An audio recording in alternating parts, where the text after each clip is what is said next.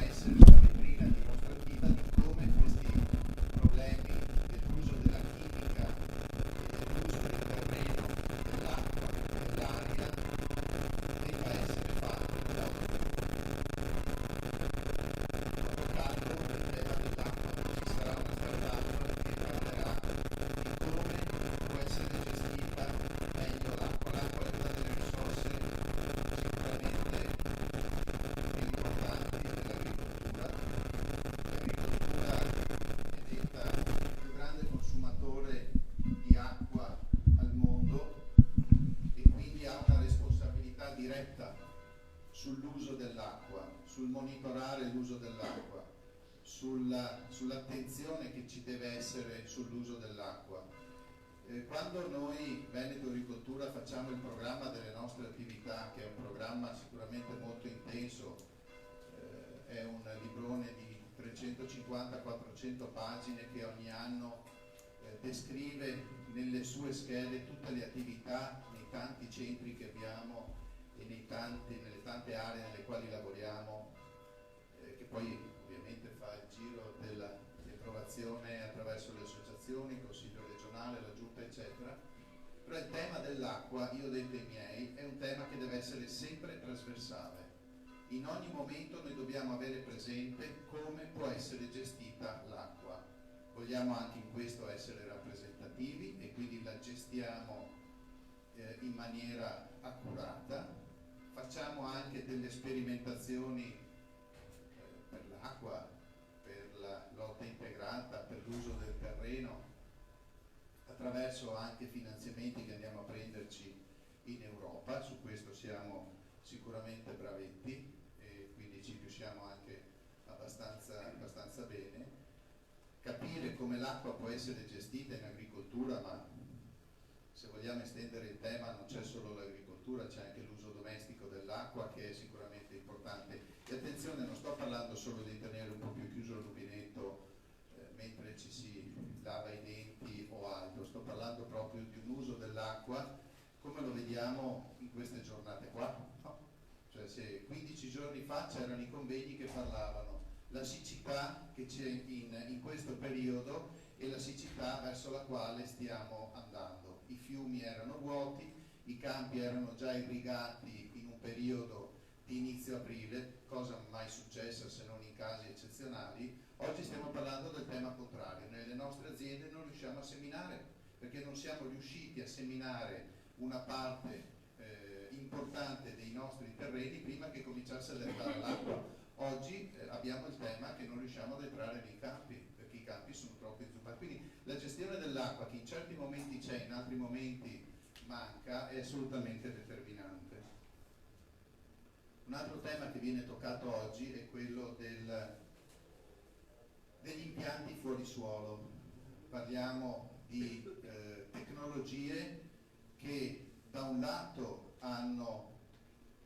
soddisfano la necessità di produrre per esempio ortaggi, fiori, senza uso del terreno, senza la necessità dell'uso del terreno, e quindi anche, e qua sta l'aspetto intelligente di questo progetto, anche in mezzo ad una città dove ci sia uno stabile che non è utilizzato, dove ci sia un negozio dove non ci sia nessuno dentro, fare produzione di ortaggi nei centri storici, fare produzione di ortaggi negli stabili che non si sa quale altra destinazione possono avere, senza l'uso del terreno, in maniera intelligente, in maniera sostenibile.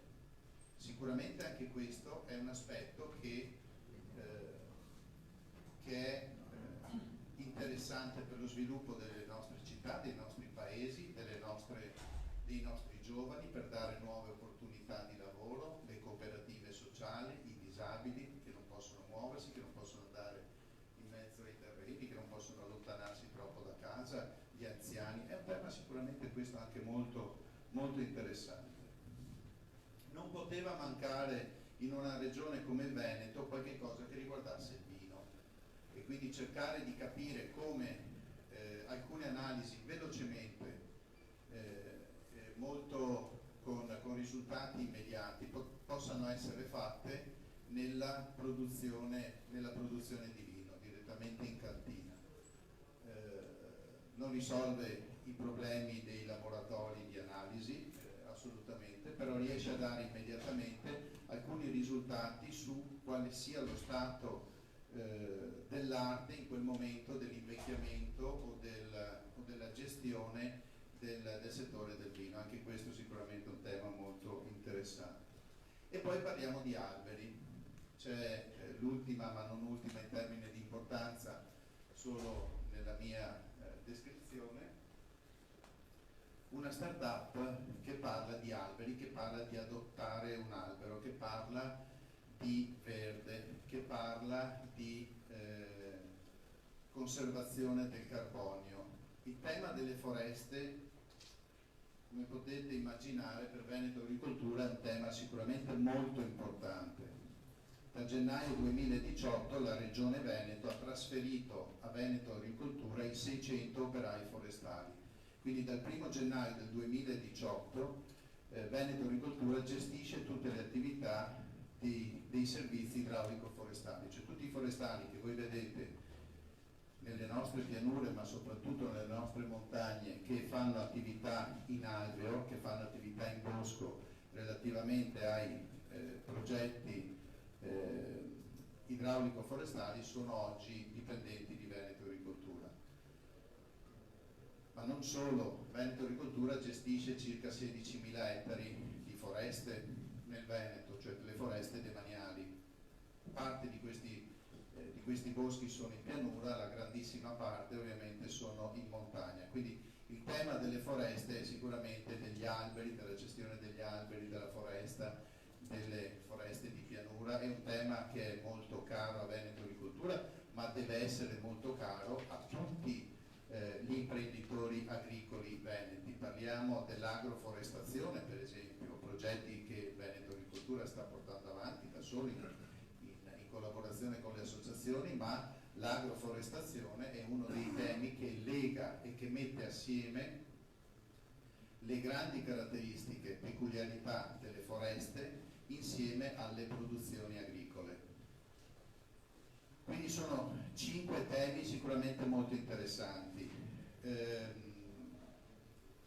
Io vi lascio adesso a chi sicuramente meglio di me potrà parlare di startup e potrà parlare di questi temi, quindi lascio la parola a Etifor. Solo un ringraziamento, a parte voi che siete qua oggi, a parte le 5 startup che si sono rese disponibili di venire a presentare i loro progetti, a parte Etifor, voglio anche ringraziare tutta la struttura di Stefano Barbieri che ha lavorato su questo progetto, magistralmente diretta dal dottor Censori. Sono tutti i collaboratori di Veneto Agricoltura che sono riusciti anche oggi a riempire questa sala, e permettetemi che sia io ad applaudire voi per ringraziarvi di essere qua oggi. Grazie.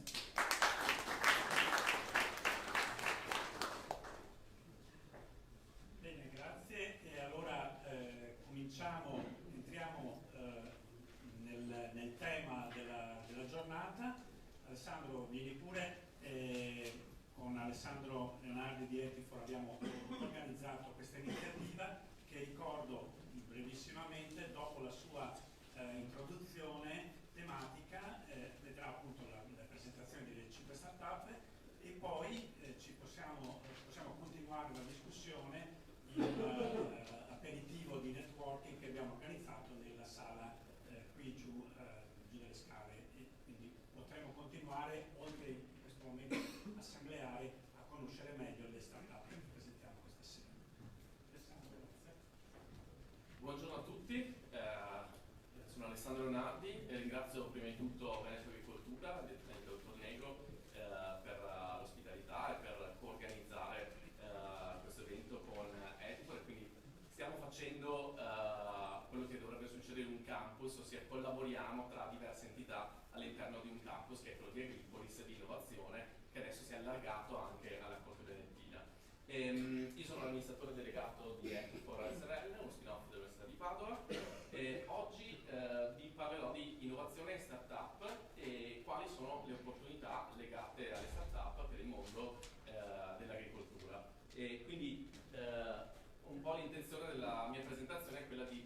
presentare le start-up non come una cosa a sé stante, ma come un'entità, un'organizzazione alla quale ci si può rivolgere per determinati servizi relativi all'innovazione, quindi interagire e creare innovazione in azienda.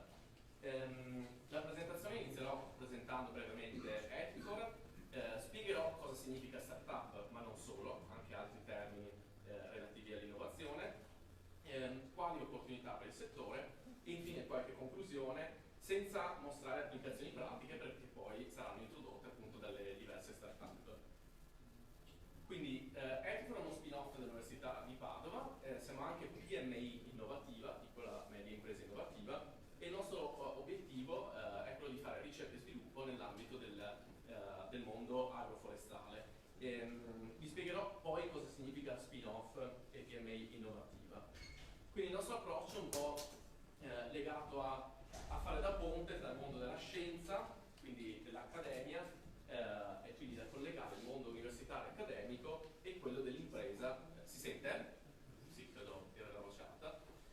Collegare il mondo dell'impresa, del territorio con quello dell'accademia. Il secondo è quello di portare innovazione, quindi innovazione di tipo finanziario, economico, ma non solo, all'interno del settore. E il terzo è quello di rispondere alla necessità di governance, ossia tutta l'innovazione che noi portiamo sui territori deve essere anche accompagnata con tecniche di facilitazione, con la capacità di parlare agli operatori e anche con tutta una serie di tecnologie che sono riferite alla comunicazione smart. Siamo una piccola azienda, in 8 anni però siamo stati capaci di lavorare a livello internazionale, quindi fino adesso in 41 paesi al mondo e circa 250 progetti. I nostri clienti vanno dalla Banca Mondiale a Veneto Agricoltura, l'Università di Padova, amministrazioni pubbliche e anche le grandi aziende del settore agroalimentare veneto e italiano. Quindi 3 aree di lavoro. Nella prima appunto ci occupiamo della gestione responsabile delle filiere, ma anche dei parchi, delle foreste, dei fiumi, degli ecosistemi che sono responsabili di produrre tutta quella serie di servizi ecosistemici che poi servono alle nostre aziende, alla popolazione, quelli che accennava prima il dottor Negro. Investimenti sostenibili, qui accompagniamo le aziende del settore agroalimentare, del settore del legno, nel fare gli investimenti e nel farlo li accompagniamo a definire quali sono i criteri economici, finanziari, sociali e ambientali. E infine l'area di sviluppo locale, dove sostanzialmente accompagniamo GAL, iniziative di sviluppo rurale, destinazioni turistiche, attraverso percorsi di innovazione e cooperazione locale. Perché Etifor lavora nel settore delle start-up? Essendo PMI innovativa, siamo stati una start-up diciamo poco tempo fa. Da 4 anni abbiamo vinto un programma europeo che si occupa appunto di diffondere l'imprenditorialità e l'innovazione presso le università, ma anche attraverso gli hub e tutte le iniziative di innovazione sul territorio, e quindi siamo stati i primi, possiamo dire, al mondo che hanno lanciato un'iniziativa a supporto delle start-up agroalimentari e agroforestali. In particolare il Nature Accelerator è un'iniziativa mondiale che seleziona, supporta e investe start-up. Quindi con la prima edizione dell'anno scorso, adesso stiamo già preparando la seconda per il 2019-2020, abbiamo lanciato un programma internazionale dove abbiamo ospitato qui nel campus start-up provenienti da tutto il mondo nel settore agricoltura, foreste, risorse naturali ed ecoturismo.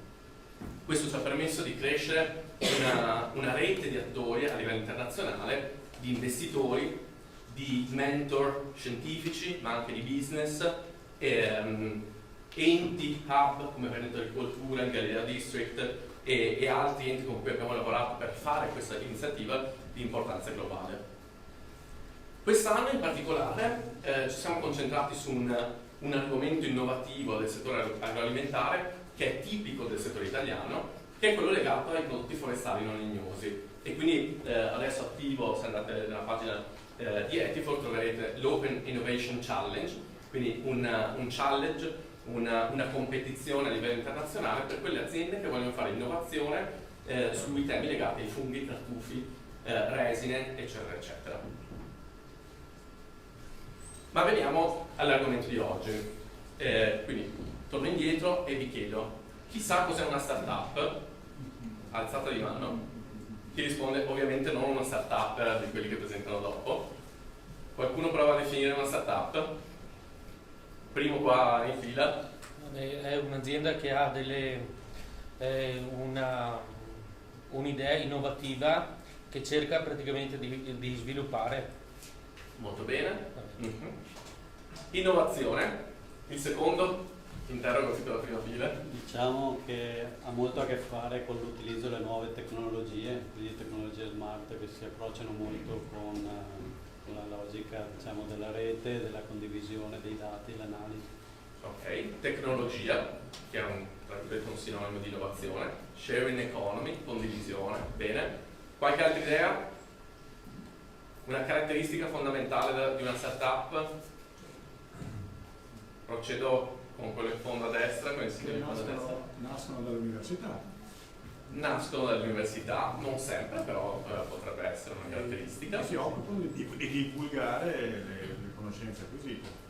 Ok, allora, questa diciamo è una definizione di startup che mi piace perché è una forma organizzata di impresa, quindi non definisce quale forma, alla ricerca di un modello di business ripetibile e scalabile. Quindi nella teoria la caratteristica più importante di una startup è la scalabilità, il fatto che possa essere ripetibile e scalabile sia a livello verticale che orizzontale.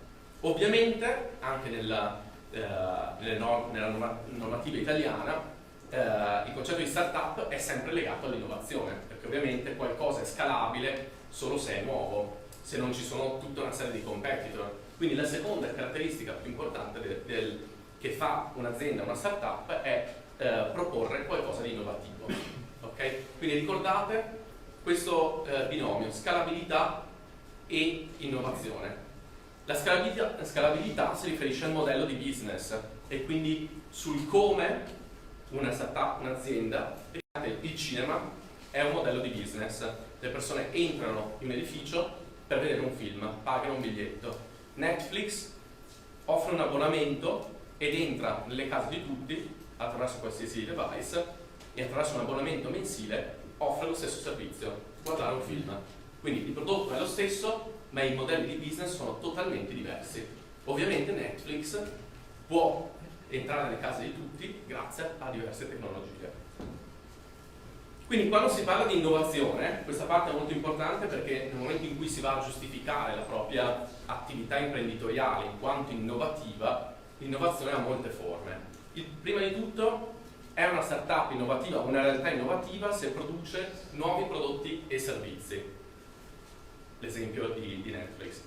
Nuovi approcci alla creazione di valore, quindi anche qui puoi produrre lo stesso servizio, esempio del cinema, guardare un film, ma con un modello di business diverso, quindi un nuovo modo, un approccio di creare valore.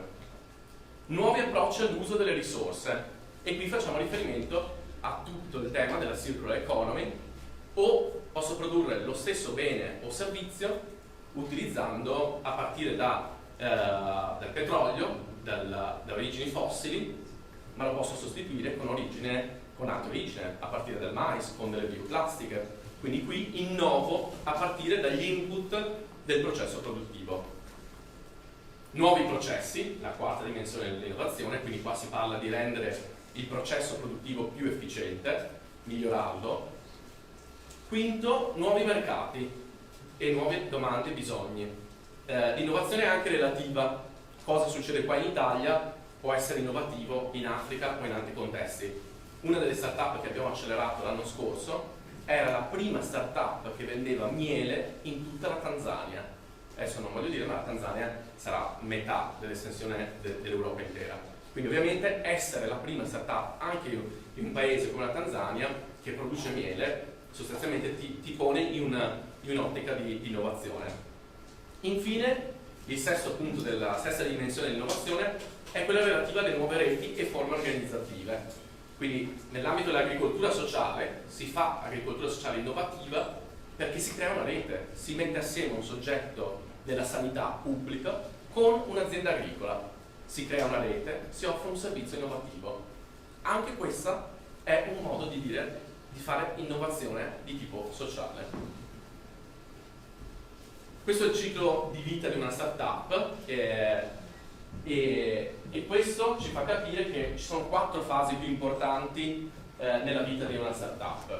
La prima è appunto la scoperta e la validazione, quindi quando una startup, un imprenditore ha l'idea, la lampadina che gli si accende, dove tenta di risolvere un problema e rispondere a una domanda, a un bisogno del mercato, e la prima fase si tratta appunto di scoperta e validazione. Quindi in questa fase iniziale la startup e l'imprenditore è impegnato principalmente a studiare il proprio prodotto o servizio, studiare il proprio mercato, testare e validare il prodotto e servizio se funziona o meno. Ovviamente in termini di entrate per l'azienda si è sempre in perdita in questa fase, dove inizialmente la startup vive un periodo dove investe, consuma le proprie risorse e quindi quell'andamento di profitto ovviamente segna la cosiddetta valle della morte, perché 7-9 startup su 10 muoiono nell'arco dei primi 5 anni.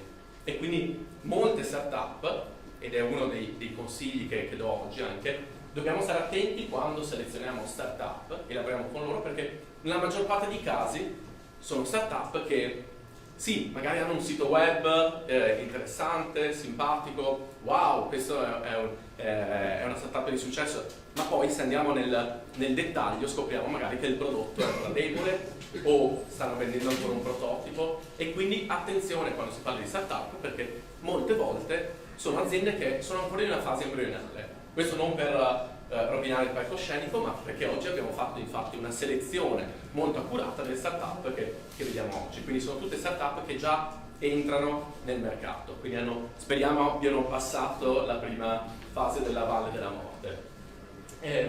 Quindi la seconda fase della loro vita è quella della scalabilità, quindi aumento dell'efficienza del modello di business, e essendo startup, avendo modelli di business di impresa molto scalabili, poi la crescita è molto elevata, ovviamente solo per le poche fortunate.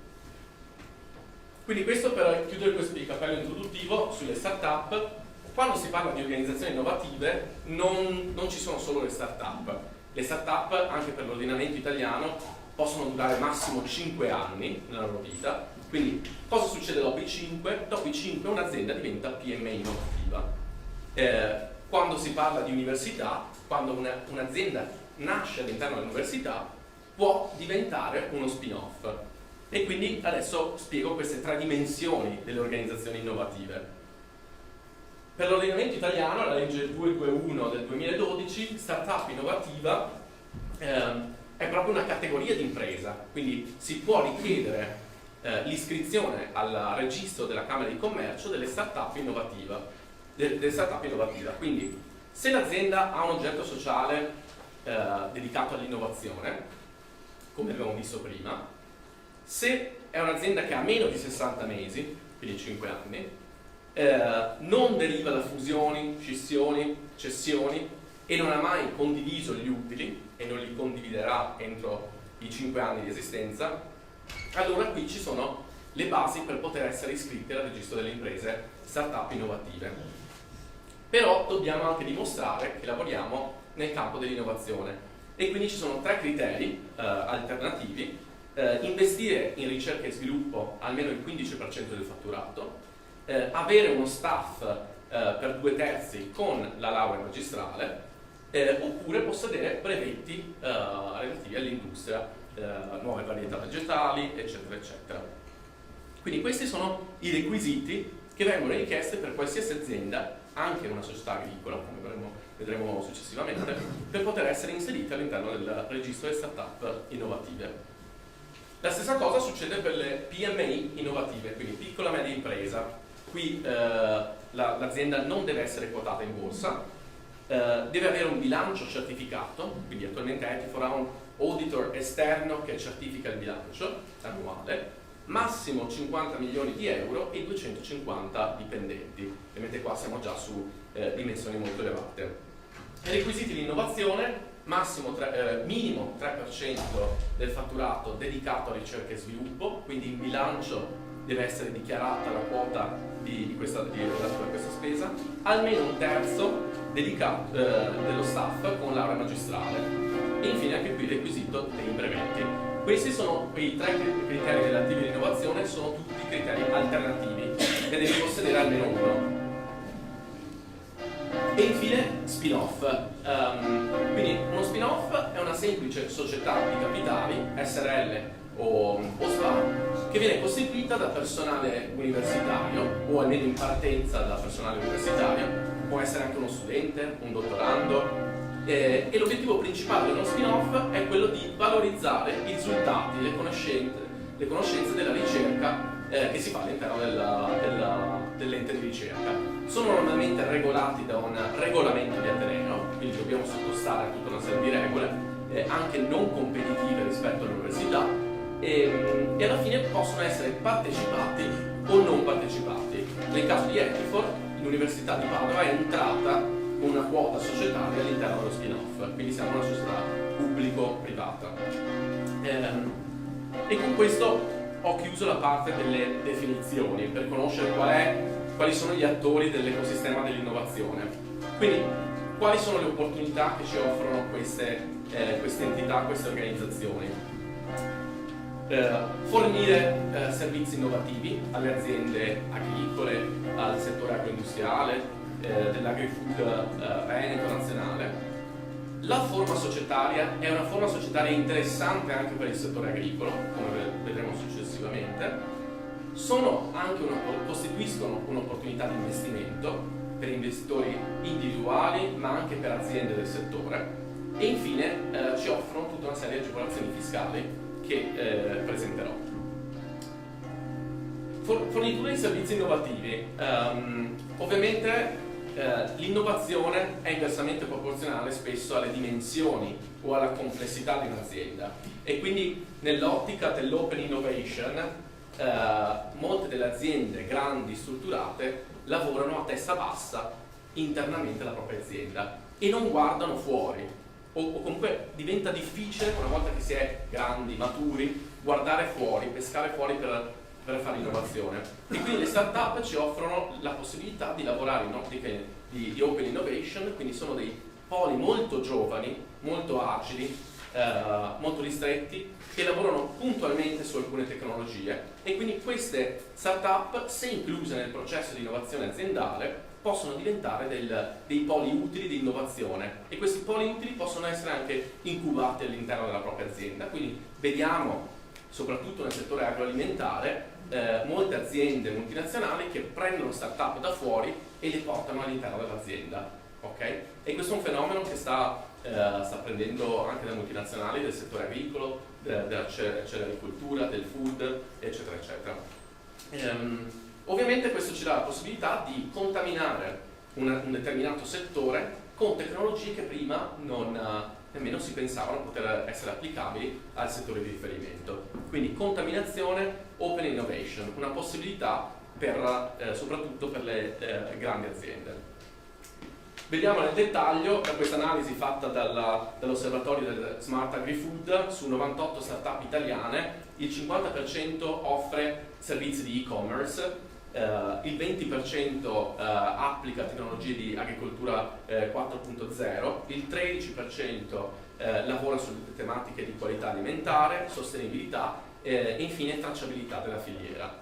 Le tecnologie, non so se si legge, però iniziamo dal più alto, 42%, lavora con i big data, quindi la gestione di database con numeri molto elevati e la gestione del dato anche in maniera connessa. Mobile app è la seconda, quindi l'interconnessione, l'offerta di nuovi servizi e utilità attraverso app utilizzabili attraverso smartphone. Internet delle cose, quindi la connessione di oggetti che raccolgono dati, device, quindi dei device che poi raccolgono dati anche all'interno dell'azienda, droni, mobilità e blockchain, tecnologia per le filiere. In tema di dove si concentrano queste start-up e applicazioni tecnologiche, il primo ovviamente è il settore alimentare. È distante dal campo, però è dove ovviamente si concentra la più grande fetta anche dell'economia italiana e veneta, e quindi ovviamente lì si gioca la fetta più importante.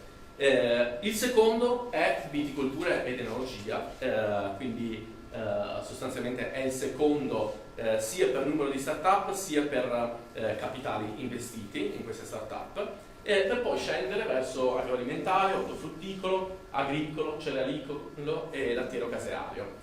Come vedremo poi le innovazioni e le start-up dedicate che sono più vicine al campo, per dire quelle più vicine all'agricoltura, sono in aumento e sono oggetto di interessanti investimenti. La seconda opportunità in questo mondo è che possiamo costituire delle società agricole che siano anche start-up innovative. E quindi ho fatto un'analisi nel database su 10.239 aziende start-up innovative attualmente registrate in Italia. Lo 0,63%, quindi più o meno 63 aziende sono nel settore agricolo e vanno dall'allevamento da carne o da latte, produzioni agricole sostenibili, energie rinnovabili, aromatiche, anche tematiche di agriturismo, un agriturismo che offre glamping, una nuova modalità di ospitare le persone in tenda sollevate negli alberi, produzione di microrganismi fotosintetici, spirulina, coltivazione di bambù, valorizzazione di servizi delle foreste. Ho trovato praticamente di tutto. Quindi ci sono già nel mercato le start-up innovative, aziende agricole, e uno si chiederà: perché devo iscrivere al registro start-up innovative la mia azienda agricola? Principalmente vi ho sintetizzato 4 vantaggi. Ovviamente ce ne sono tantissimi definiti dalla normativa, presento i più importanti. Uno, si abbattono tutti i costi di costituzione dell'azienda, quindi per un'azienda agricola, soprattutto di un giovane, aprire senza dover andare dal notaio e per eventuali modifiche statutarie non dover fare ricorso allo stesso notaio, ma far tutto attraverso una firma digitale, questa mi pare un'innovazione molto importante, perché di solito il notario è il primo blocco che un imprenditore si trova ad affrontare.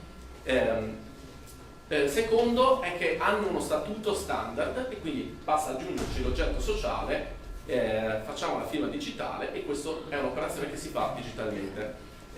Il terzo è abbattimento degli oneri di avvio di impresa, quindi non si pagano le imposte, l'imposta di bollo, l'iscrizione alle Camere di Commercio, eccetera, eccetera. Disciplina del lavoro agevolata e quindi tutta la disciplina relativa ai contratti a tempo determinato, la possibilità di pagare i propri dipendenti con l'inserimento nella compagine societaria e facilitazione alla ricezione di investimenti e crediti.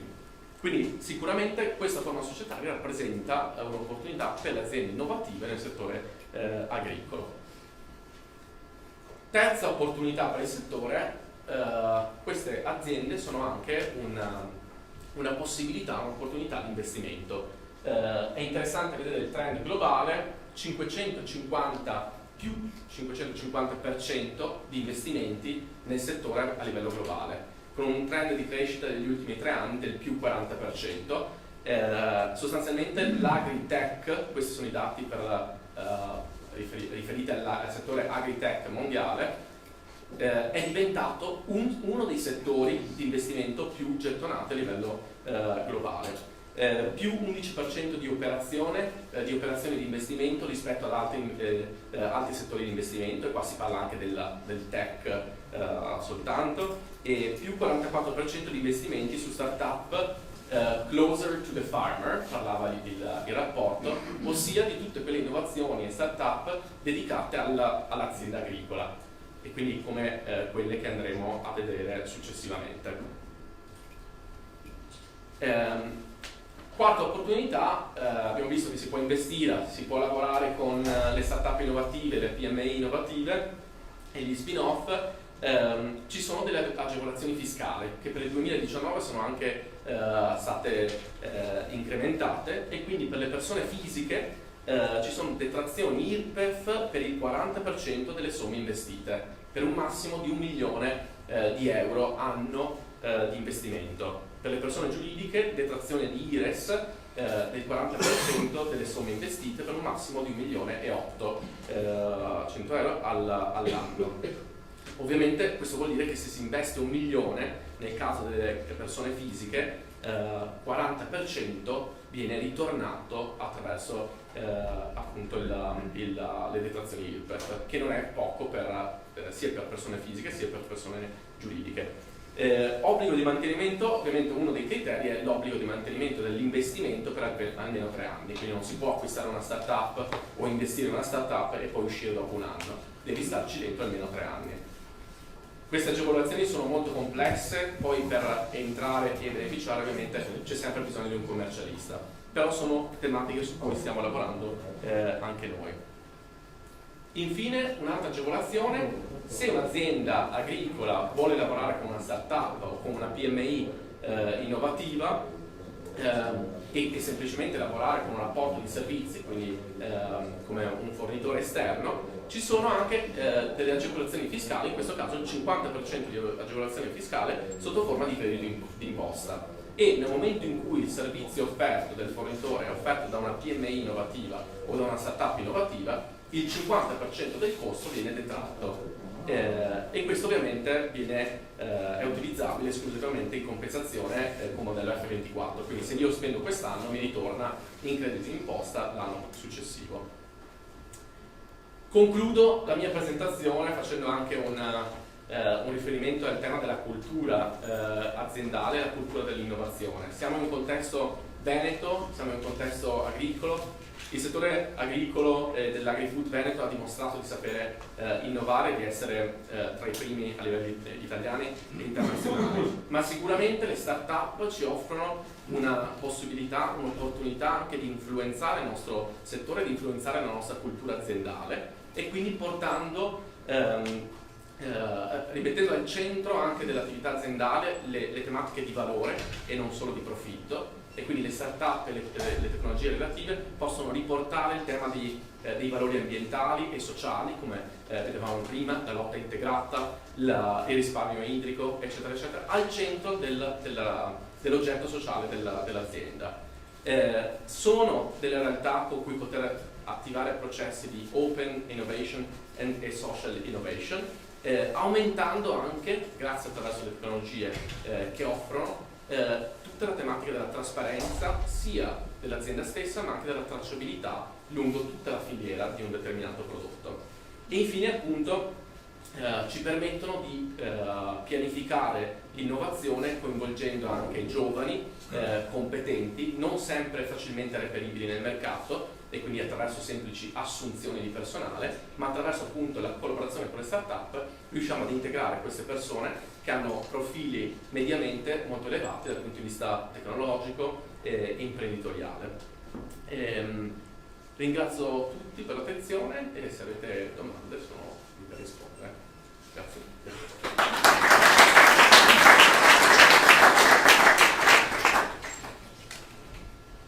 Qualcuno ha qualche domanda? Se no, bene, passiamo la parola alle start-up. Sì, grazie. Volevo, chiamando intanto Federica Bordoni della prima start-up che presentiamo questa sera, Agricolus, così comincia a prendere posto. Volevo ricordare a proposito di innovazione e a proposito di Veneto Agricoltura, nel tavolo all'ingresso potete trovare il nostro repertorio dell'innovazione, questo agile volumetto che presenta un po' tutte le attività di carattere innovativo che Veneto Agricoltura conduce e ha condotto in questi ultimi anni. È una interessante raccolta che può essere utile e coerente con i contenuti di questa serata. Ricordo infine che all'inizio, quando siete venuti entrati in sala, vi abbiamo consegnato una scheda di valutazione della serata, di questo incontro, e saremo felici di riceverla con le vostre osservazioni anche ovviamente. Prego Federica. Sì.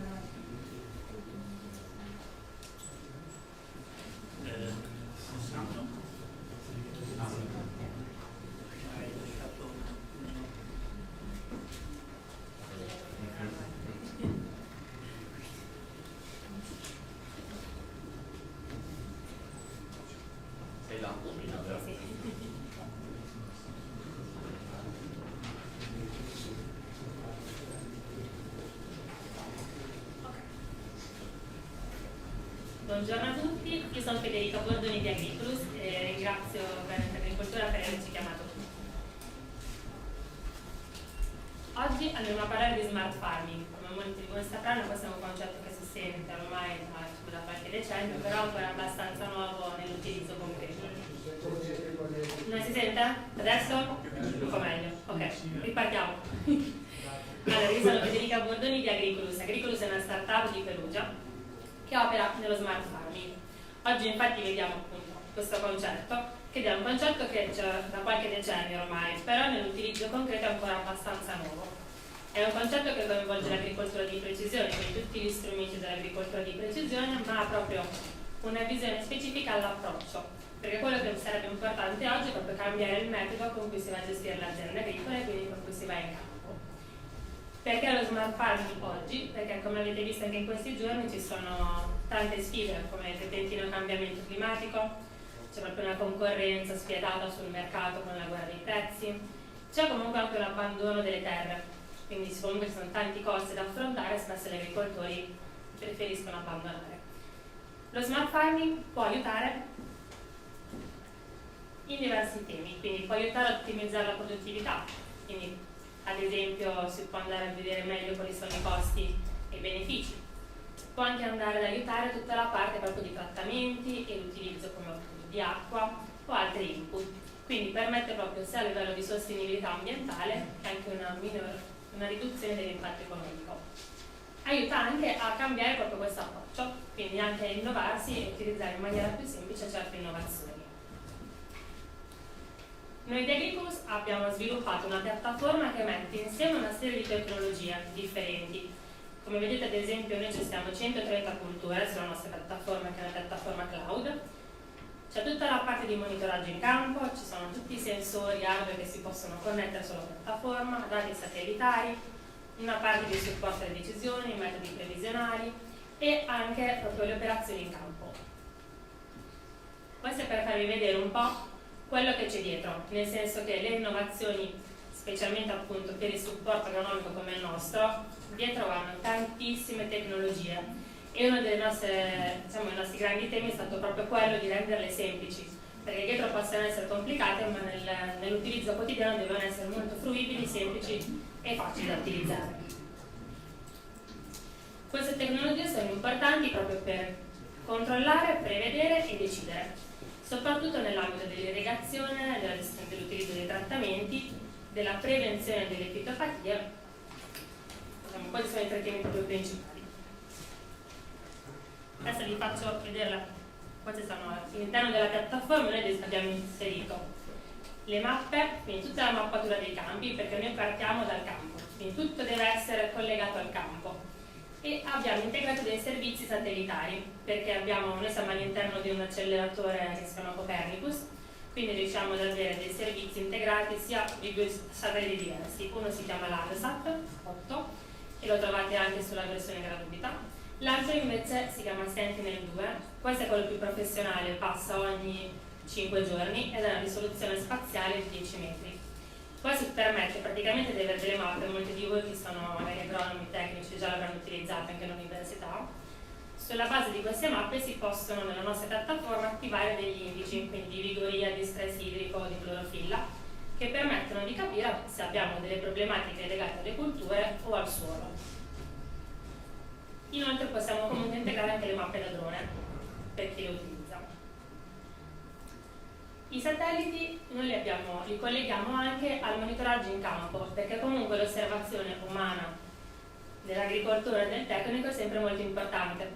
Quindi abbiamo creato un'app, si può andare in campo, geolocalizzare tutto quello che è successo, quello che si rileva, come ad esempio possono essere i danni, quindi comunque nel tempo manteniamo l'informazione, oppure le osservazioni fenologiche, le analisi delle uve, qualsiasi informazione con una foto, con una nota, mi archivio l'informazione e nel tempo la posso anche confrontare ad esempio con le immagini satellitari per vedere se ad esempio quel danno nel tempo è rimasto sulla cultura o comunque mi si è migliorato.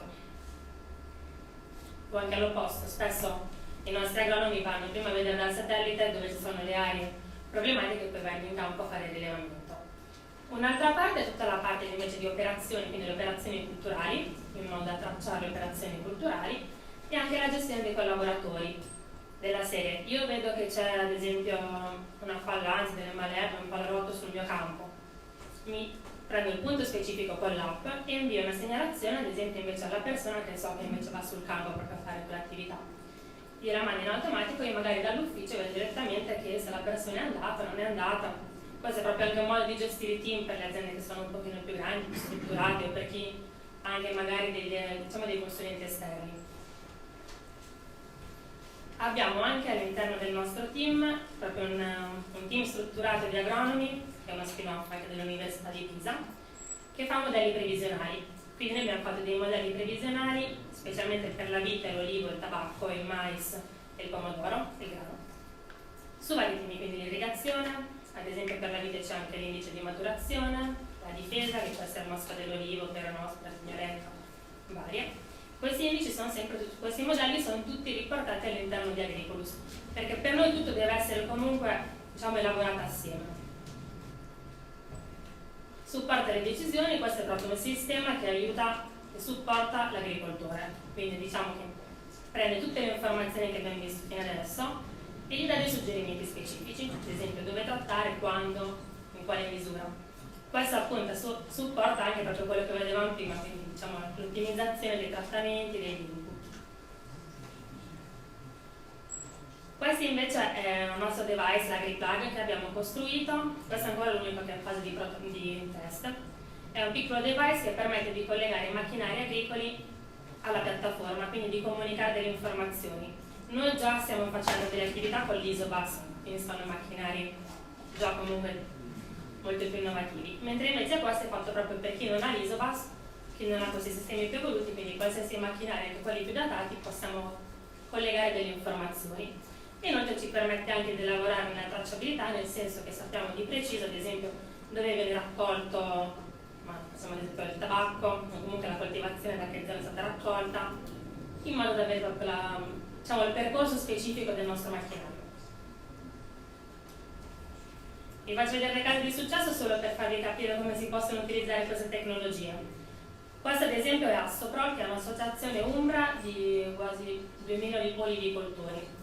Noi con loro abbiamo fatto una rete di stazioni meteo tramite PSR. In più, dopo le stazioni meteo abbiamo utilizzato Agricolus per invece inviare dei bollettini per la prevenzione della mosca dell'olivo, specialmente 2 anni fa, quando c'è stato comunque un problema molto sostanzioso, soprattutto in Umbria. Abbiamo visto che coloro che utilizzavano, quindi facevano i trattamenti in base ai nostri modelli e bollettini, hanno avuto una produttività maggiore rispetto a coloro che invece non li hanno utilizzati. Un'altra è la vite, che qua magari è un pochino più interessante vista la zona.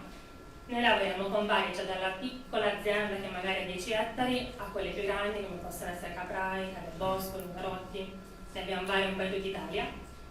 E con loro facciamo cose differenti, possiamo fare appunto dei modelli previsionali o alla raccolta differenziata, quindi in base alla maturazione noi abbiamo delle mappe e si possono andare a raccogliere nel campo le uve. Oppure li supportiamo nelle analisi delle uve, ma non come vedremo penso dopo con un'altra startup, da noi una parte proprio di raccolta ad esempio di tutto quello che sono i grappoli, per il trattamento dei grappoli, o invece proprio le analisi, quindi capire nel campo dove sono state raccolte e supportarli nei calcoli.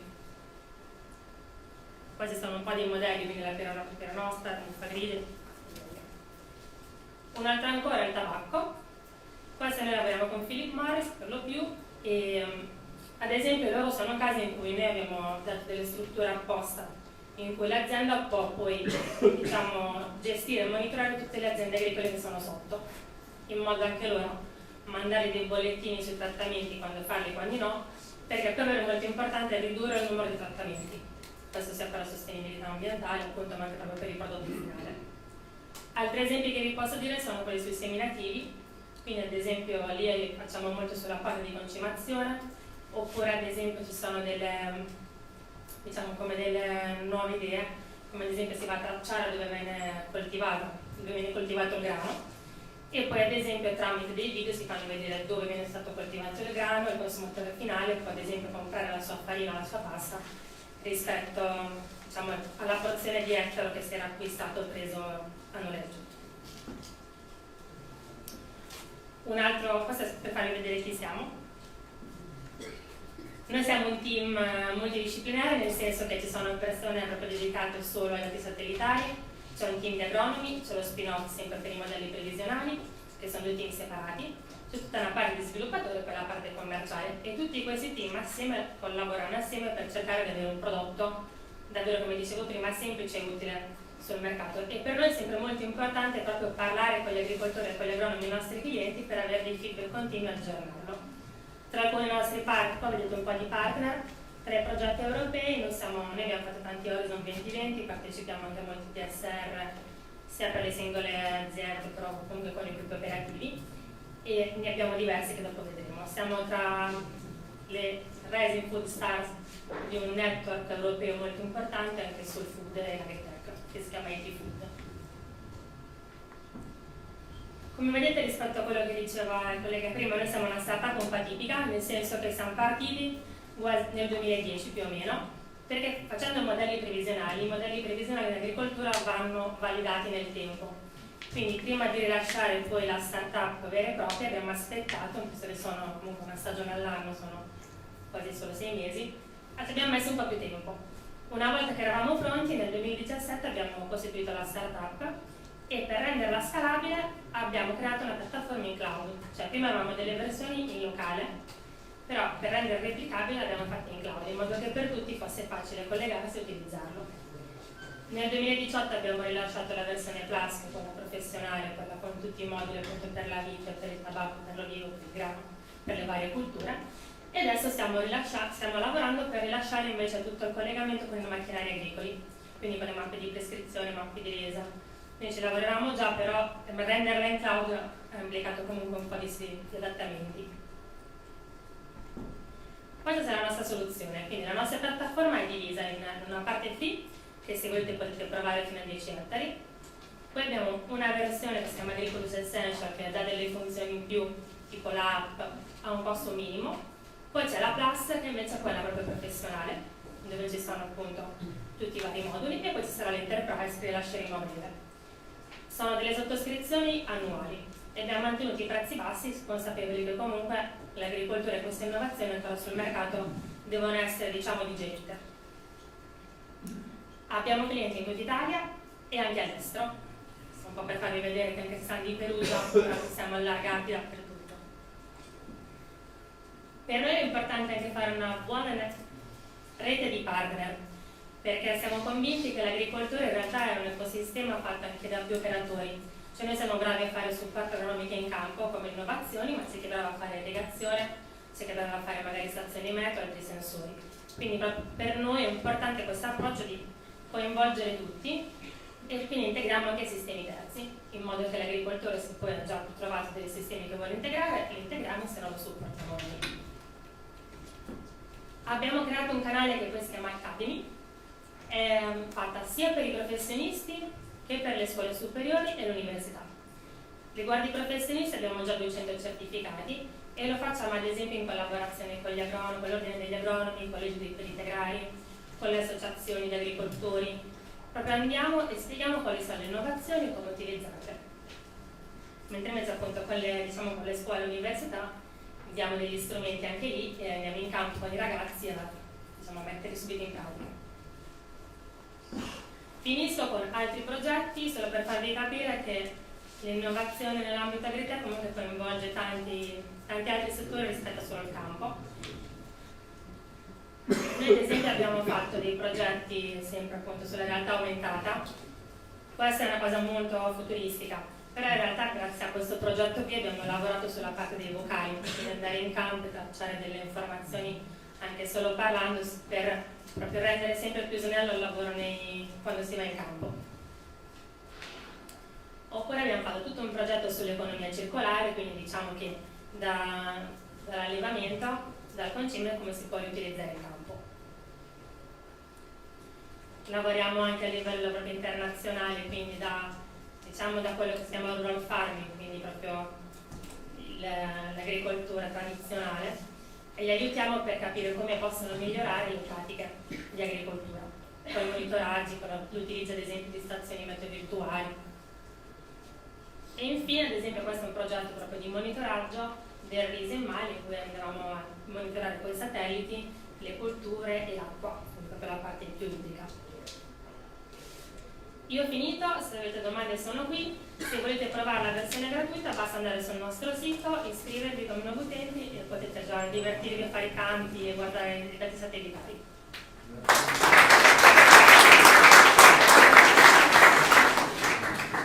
Domande? Networking dopo. Sì, ok, vai. Allora lasciamo alla fase di networking con un bicchiere di prosecco in mano la fase di approfondimento di conoscenza e chiamo invece la seconda startup che presenta oggi la sua esperienza, Matteo Cugnalle e Federica Tura di Farm Technologies. Un documento di un progetto che si chiama Hydroplan, quindi torniamo sul tema dell'irrigazione. Buon pomeriggio a tutti, innanzitutto anche io mi unisco ai ringraziamenti per l'invito a questo evento. Sono Matteo Cugnalle, uno dei cofondatori di Farm Technologies, che poi ha sviluppato appunto il marchio della soluzione Hydroplan, e oggi sono qui con Federica, la nostra responsabile commerciale, che dopo avrete occasione di conoscere all'evento di networking. E la nostra società, diciamo una società un po' più recente di Agricolus, noi nasciamo nel 2017 e siamo partiti con lo studio e l'implementazione della nostra soluzione nel 2015, e quello che abbiamo costruito è un sistema IoT, insomma quello che avete visto un po' prima, intravisto in qualche pagina, quindi parliamo di Internet delle cose e oggetti connessi. In particolare oggetti connessi, quindi parliamo di sensori meteorologici, sensori per l'umidità del terreno, che ci aiutano a generare un consiglio irriguo per l'agricoltore. Quindi il nostro prodotto, diciamo, nasce specifico per il consiglio irriguo in viticoltura e in melicoltura.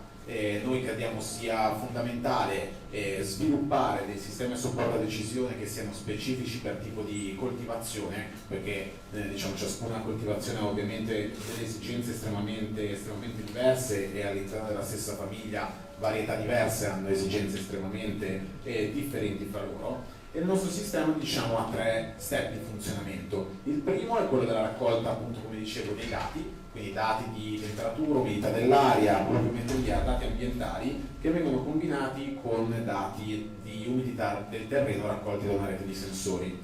Questi dati vengono rielaborati per fornire un consiglio irriguo, quello che noi chiamiamo consiglio irriguo specifico per varietà di coltivazione, tipologia di terreno e obiettivo di produzione che si pone l'agricoltore. Quello che noi siamo in grado di diciamo, suggerire, di fornire come supporto è del tipo: la particella numero 1 deve essere irrigata fra 3 giorni con 15 mm di acqua per ettaro, quindi un'indicazione estremamente precisa sia in termini di tempistiche, fra quanti giorni effettuarlo, che quantità di acqua da utilizzare. Il tutto è poi visualizzabile sulla nostra piattaforma, da cui si accede da PC o da smartphone tramite le credenziali che poi vengono fornite per il servizio. La base di tutto, appunto, come vi dicevo, sono i dati. possiamo fare diverse cose con i dati. Qui abbiamo riportato dati dell'ultimo mese di una dei nostri clienti qui nel Trevigiano, dove si vedono i dati temperatura, umidità dell'aria, pluviometria, che ha fatto più o meno quei 250 mm nell'ultimo mese, come abbiamo tutti visto, e sotto le variazioni di umidità del terreno, come potete notare sono essenzialmente in corrispondenza degli eventi piovosi. E quello che si può fare con questi dati, insomma, sono diverse considerazioni. Sicuramente qualche considerazione banale sono: la prima, qui notiamo pluviometria, incremento di umidità del terreno, incremento di umidità dell'aria, con circa un'ora di anticipo siamo in grado di generare un alert per quando arriverà un evento temporalesco, quindi per aiutare insomma, gli agricoltori a capire quando effettivamente pioverà. La seconda, sicuramente più interessante, che siamo anche in grado di andare a mappare, è questo tipo di comportamento. Apparentemente nessun tipo di variazione sui dati meteorologici, ma un incremento. Siamo in fase di prefioritura al 100%, questa cosa qui è una fertilizazione fatta dall'agricoltore. Noi tutti questi dati qui li utilizziamo appunto per generare il nostro consiglio irriguo, che è quello che vi raccontavo prima e qui vi abbiamo riportato uno screenshot della nostra piattaforma. Quindi il campo disegnato, la posizione dei sensori all'interno, la quantità d'acqua da utilizzare e fra quanti giorni farlo. Il nostro consiglio irriguo è integrato con le previsioni meteo e ha, diciamo, come tempistica massima una settimana. Chiaramente a causa delle previsioni meteo, insomma, darlo a più di 7 giorni perde un po' di significato. Come viene generato il consiglio irriguo? Quindi la nostra capacità di andare a aiutare l'agricoltore a definire fra quanti giorni fare la prossima irrigazione nasce dal fatto che siamo andati a determinare per varietà di vite e per varietà di mela delle soglie ottimali di umidità del terreno da seguire nel corso della stagione. Quindi noi siamo andati a fare all'università diverse annate di raccolte dati, abbiamo verificato manualmente quanto la pianta fosse stressata in diverse condizioni, abbiamo definito queste soglie di umidità del terreno da seguire nel corso della stagione. E dopodiché per definire la quantità andiamo a fare il classico bilancio idrico. Come appunto vengono stabilite le soglie ottimali di umidità del terreno, la nostra è l'unica soluzione presente sul mercato che è in grado di fare una stima del potenziale idrico fogliare, qui scendo un po' più nel tecnico, quindi è in grado di dire, di definire la vite quanto è stressata sulla base del tipo di varietà e dei parametri ambientali che stiamo registrando. Da questo, diciamo, nel corso della stagione sono definiti dalla letteratura dei livelli ottimali di potenziale idrico fogliare nel corso della stagione. Quello che noi abbiamo fatto è stato convertire questa stima che andiamo a fare con delle soglie di umidità del terreno. La scorsa stagione vi abbiamo riportato qui uno screenshot insomma, di alcuni dei clienti che hanno scelto Idroplan nel corso del 2018. Abbiamo mappato una superficie a vite superiore ai 1000 ettari su 25 diversi clienti in condizioni estremamente diverse, quindi siamo andati dalla pianura fino all'alta collina, fino a 600 metri sul livello del mare, con 10 varietà di vite diverse. La principale che abbiamo mappato con circa 300 ettari era la glera, però c'era chiaramente anche del pino grigio, carminere, insomma sia bianchi che rossi di diversa varietà, e questi sono alcuni dei nostri clienti che vi abbiamo riportato.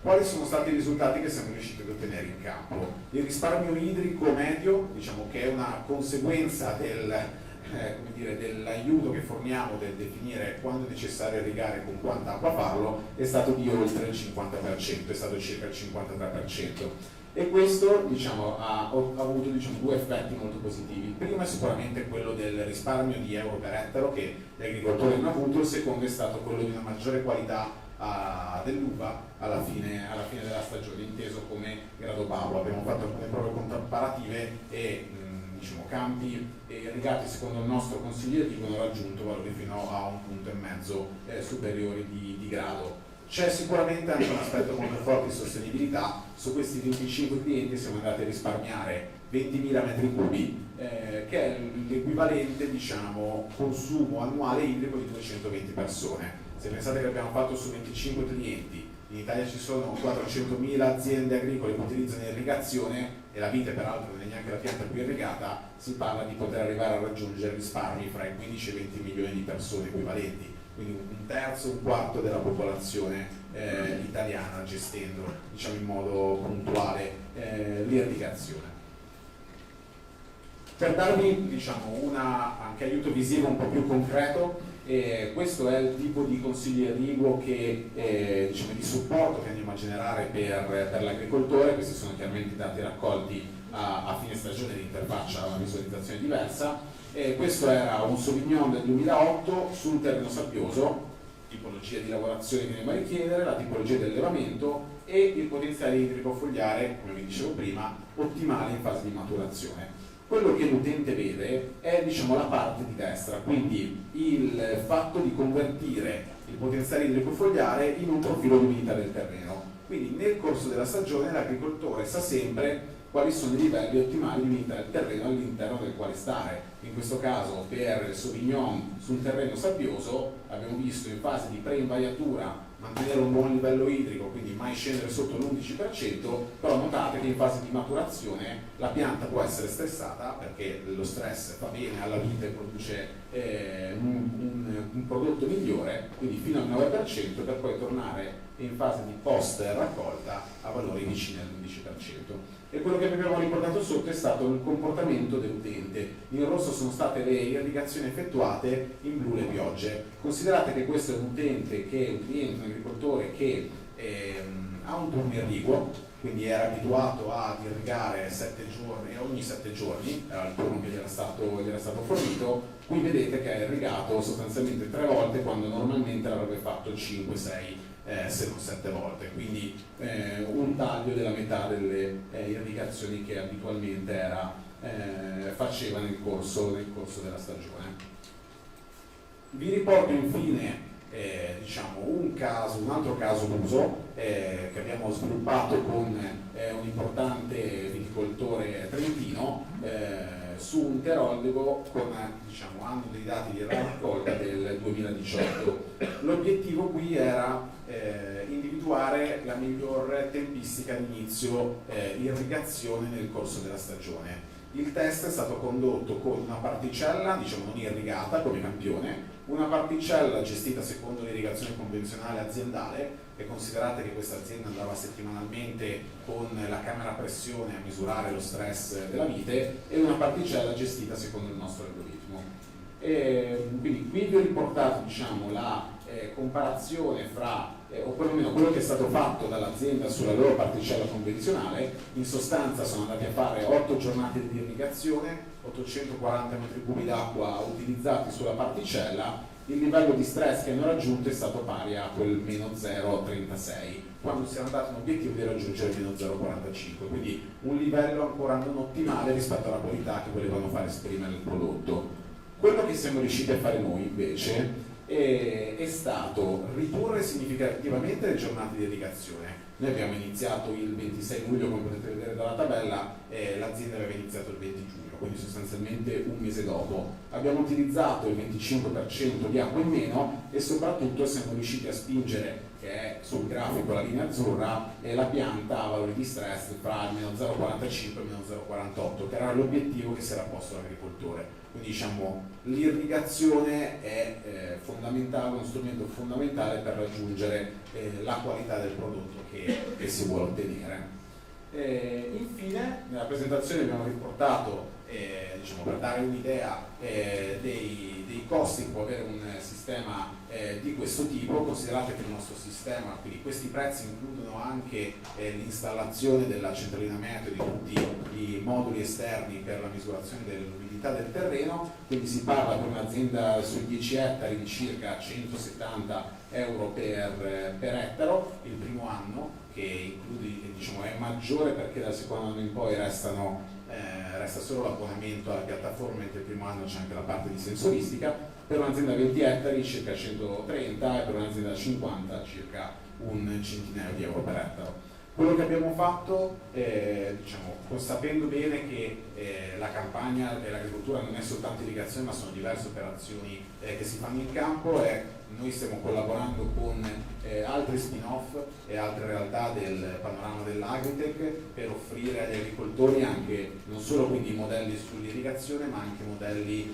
previsionali sugli agenti patogeni e sulle malattie, e quello che andremo a fare in futuro è lavorare sulla concimazione. Oggi la nostra piattaforma è attiva per la vite da vino e per la mela e stiamo lavorando sul ciliegio, sul kiwi, sul pesco, sul mais e sul pomodoro, e quindi qualora ci fossero anche delle aziende interessate ad avere delle reti di prova installate in campo, noi si tratta di contattarci per dare nel corso dell'aperitivo. Grazie a tutti.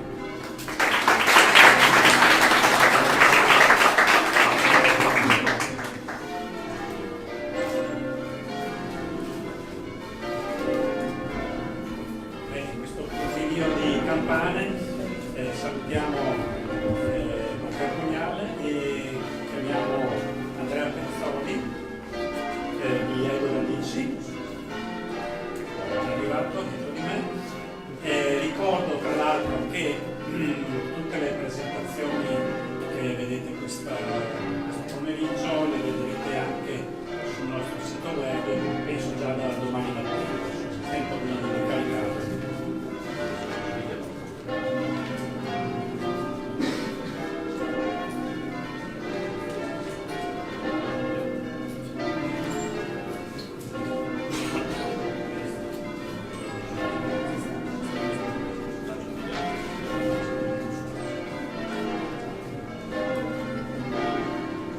Buonasera a tutti, sono Andrea Pezzoli, socio e presidente dell'Aedo Radici Felici.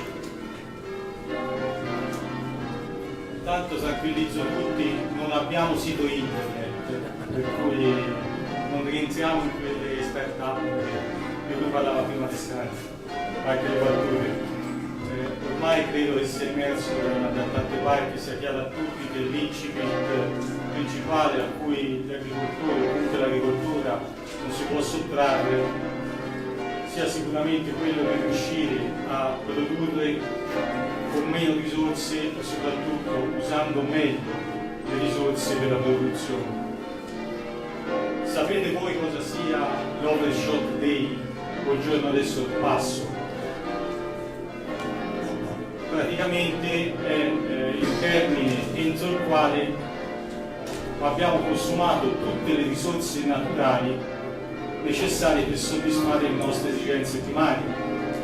Nel 2018 questa data è stata indicata come il 1° di agosto, per cui al di là di quel giorno noi consumiamo in credito. Pensate, per i consumi italiani è stimato che occorrano in realtà non un'Italia ma 4,3 Italie per soddisfare tutti i bisogni. Per cui diciamo che tutto il sistema economico è diventato imperativo, questo incipit, e ne evidenzia anche il fatto che tante aziende che niente hanno a che fare col settore del food né con quello agricolo in realtà usano messaggi legati sia all'agricolo sia al food per quanto riguarda la presentazione delle innovazioni. E qui vorrei lanciare un video perché mi ha stupito molto trovare per esempio su YouTube. Ce l'ho io? Sì, vediamo se parte.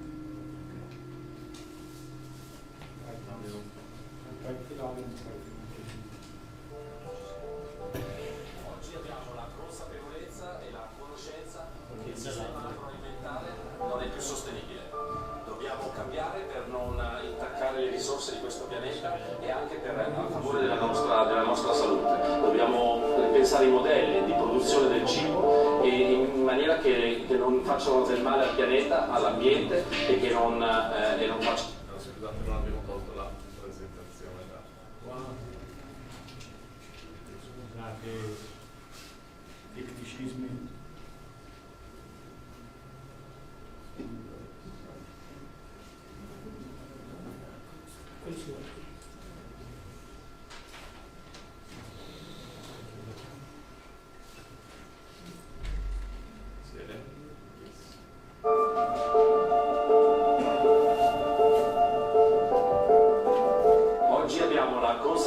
consapevolezza e la conoscenza che il sistema agroalimentare non è più sostenibile.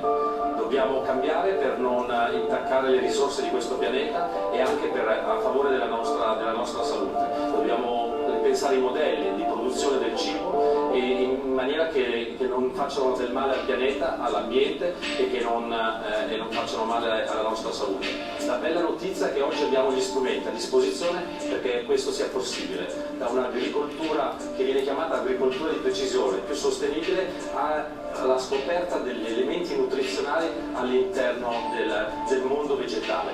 Quindi dobbiamo iniziare a cavalcare questo movimento perché, come ci è stato detto e come ci racconta la scienza, l'orologio del pianeta sta correndo e noi non possiamo permettercelo. Però, appunto, viviamo le cose in maniera positiva per un mondo più sostenibile.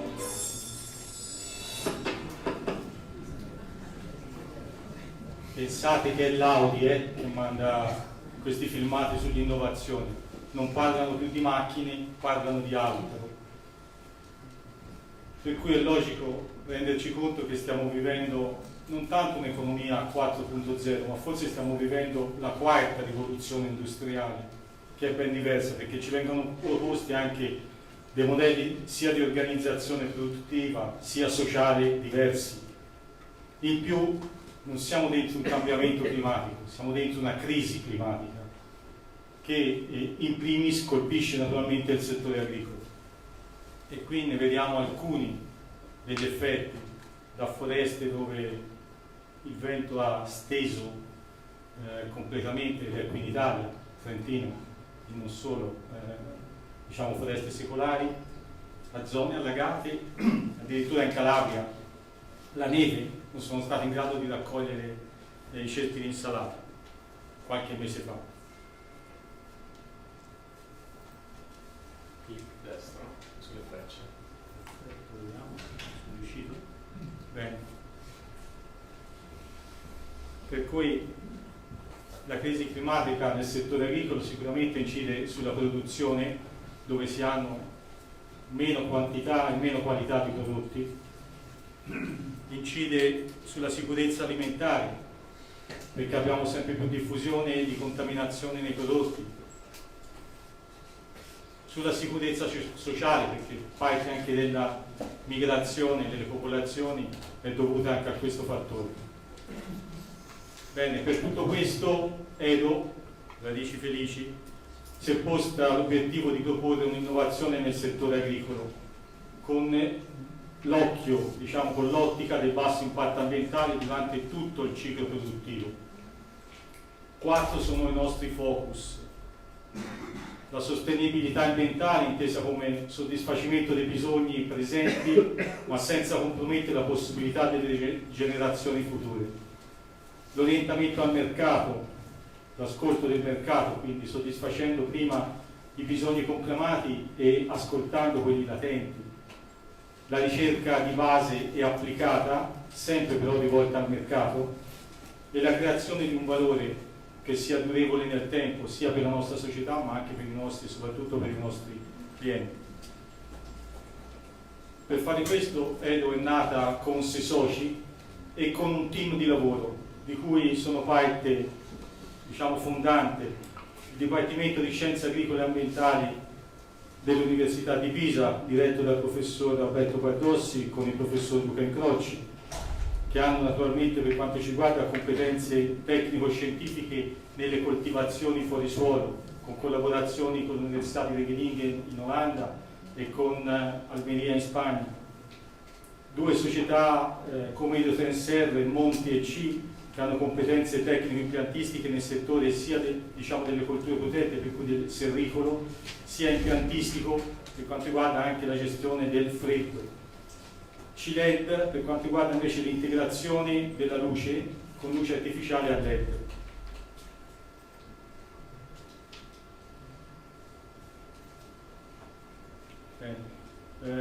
Edo dove opera?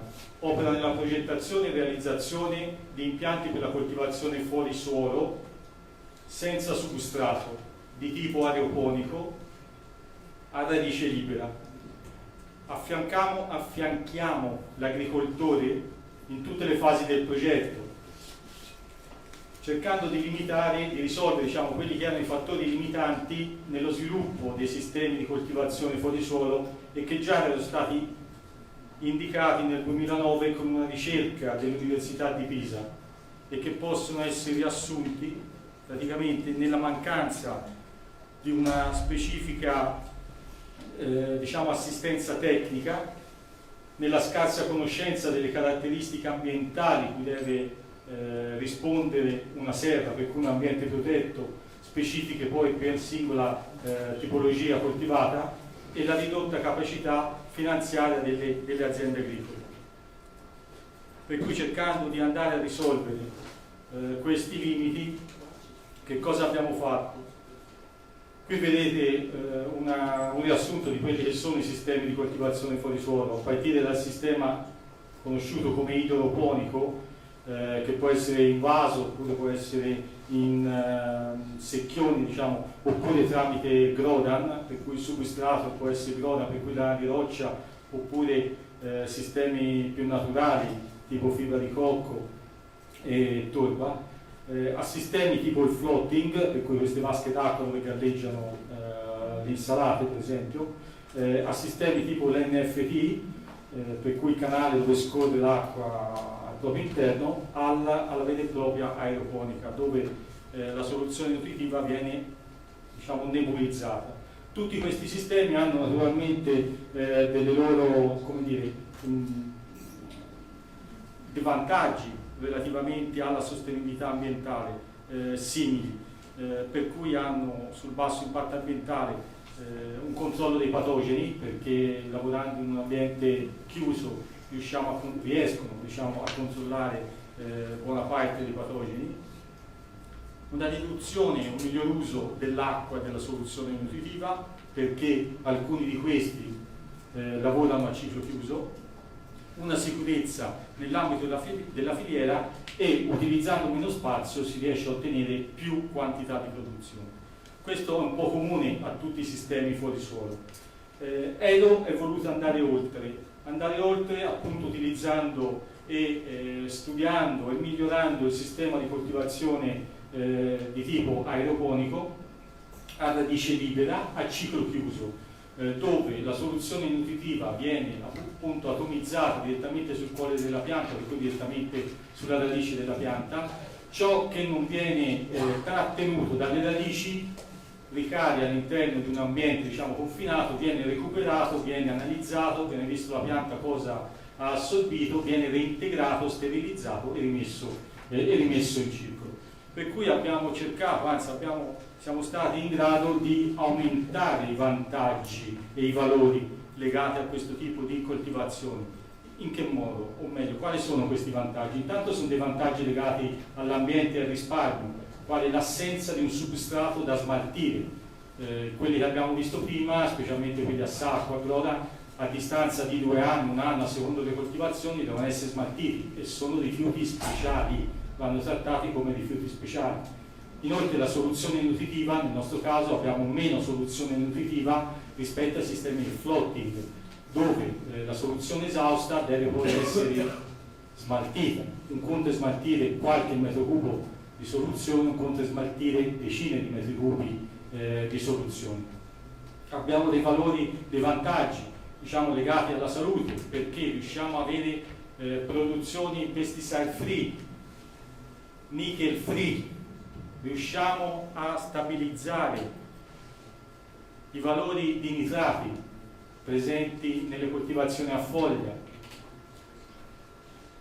che riusciamo ad ottenere, riusciamo a stabilizzare sempre sotto il 50% della soglia minima richiesta dalla normativa, questo anche in periodi più di stress per la pianta come in periodi invernali. Ma abbiamo la possibilità di, o meglio, siamo riusciti a produrre, a livello di valori, nella quarta gamma produciamo senza la presenza di terra, per cui non ci sono residui di terra o comunque necessità di dover andare a lavare o sciacquare le piante a foglia. Possibilità addirittura di produzioni nutraceutiche, riusciamo ad arricchire con dei biofortificanti le produzioni a foglia, ma non solo, anche a frutto. In questo momento stiamo ultimando un test di biofortificazione, per esempio per le foglie, le insalate da quarta gamma con il selenio e l'iodio.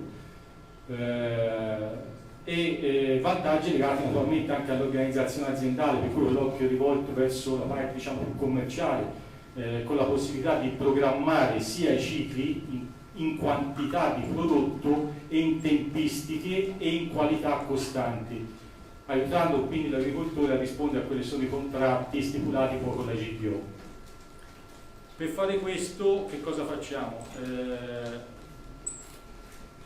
Abbiamo degli impianti, 4 impianti test presso una sede del Dipartimento di Scienze Agricole e Ambientali a Pisa, dove gli agronomi, e qui è presente Martina che è un dottore agronomo, nostro assegnista ormai da 1 anno e mezzo presso Pisa, dove diciamo, normalizziamo le produzioni, per cui in base alle richieste dei nostri clienti, in base alle sollecitazioni che ci arrivano dal mercato, facciamo dei cicli produttivi, ripetiamo dei cicli produttivi in maniera tale da stabilizzare il ciclo in termini sia di quantità che di qualità del prodotto finale richiesto. Dopodiché tutto questo,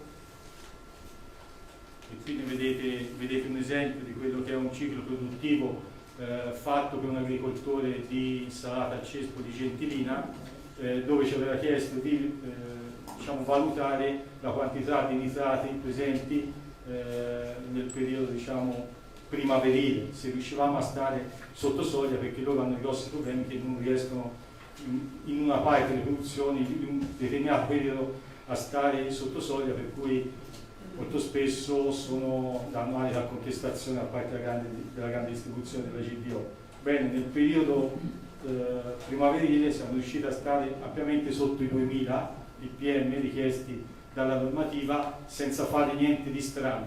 In realtà possiamo intervenire in produzione qualche giorno prima della raccolta, basta cambiare la soluzione nutritiva per cui la pianta va a consumare l'accumulo che aveva in precedenza di nitrati, e addirittura riusciamo a scendere abbondantemente sotto le soglie che qui vedete indicate. Addirittura siamo riusciti a scendere anche a soglie di 500 ppm.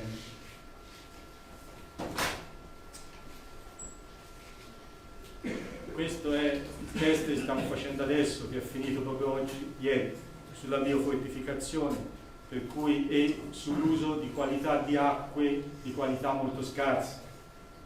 Per cui anche qui abbiamo scelto basilico e lattughino, grazie, e lattughino per la velocità di accrescimento. Nell'arco di praticamente 15 giorni abbiamo sviluppato il test per verificare appunto la possibilità di biofortificare queste produzioni. Dopodiché trasferiamo il know-how all'agricoltore affiancandolo durante tutta la fase produttiva e diciamo così almeno per 12 mesi. Dopodiché, in base alle sue necessità, possiamo prolungare questo periodo di collaborazione. Non è un impianto prototipo, è un impianto che già grazie a un PIF della Regione Toscana è stato realizzato all'interno di un'azienda agricola in provincia di Siena, dove in geotermia loro producono erbe aromatiche su oltre 2 ettari di serre, praticamente con 800 metri quadri di impianto hanno sostituito circa la produzione di 2 ettari di serre. Queste sono alcune foto dell'impianto. Questo è quello che dicevamo prima, il risultati del test è durato circa 1 anno, fatto presso il BISA a Pisa, precedentemente all'impianto, alla realizzazione dell'impianto, dove vedete che siamo passati da 35 kg di produzione metro quadro anno a 62 kg di produzione metro quadro anno, con un utilizzo dell'acqua molto più performante, perché per quelle quantità lì in realtà dai 23,94 litri siamo passati a 22 e 21. Per cui le considerazioni date dal fine progetto, dall'ente che doveva attestare la bontà dell'innovazione, sono state queste. Il sistema a basso impatto ambientale ha dimostrato la validità dell'innovazione, la qualità della produzione ottenuta dall'impianto aeroponico è simile, a volte migliore di quella ottenuta dal sistema adottato in azienda. La serra a basso impatto può essere utilizzata per costituire un marchio pesticide free, eccetera eccetera. Per cui, concludendo, mi approprio di una frase che non è mia ma è di Einstein, che dice che per risolvere un problema non possiamo utilizzare gli stessi schemi che l'hanno prodotto,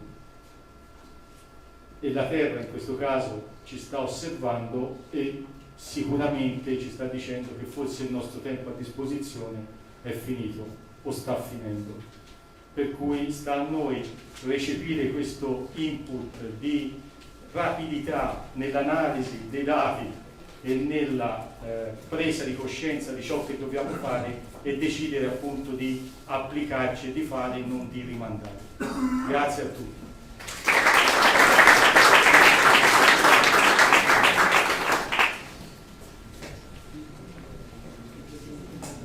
Grazie, chiamo, mi pare che sia già arrivato Matteo Barozzi di DNA Phone per la prossima presentazione. Abbiamo ascoltato, parlato di qualità anche dei prodotti. Volevo, prima di cedere la parola ad Matteo, scusa, farvi una promemoria di due eventi importanti che parlano di qualità delle produzioni del prossimo fine settimana.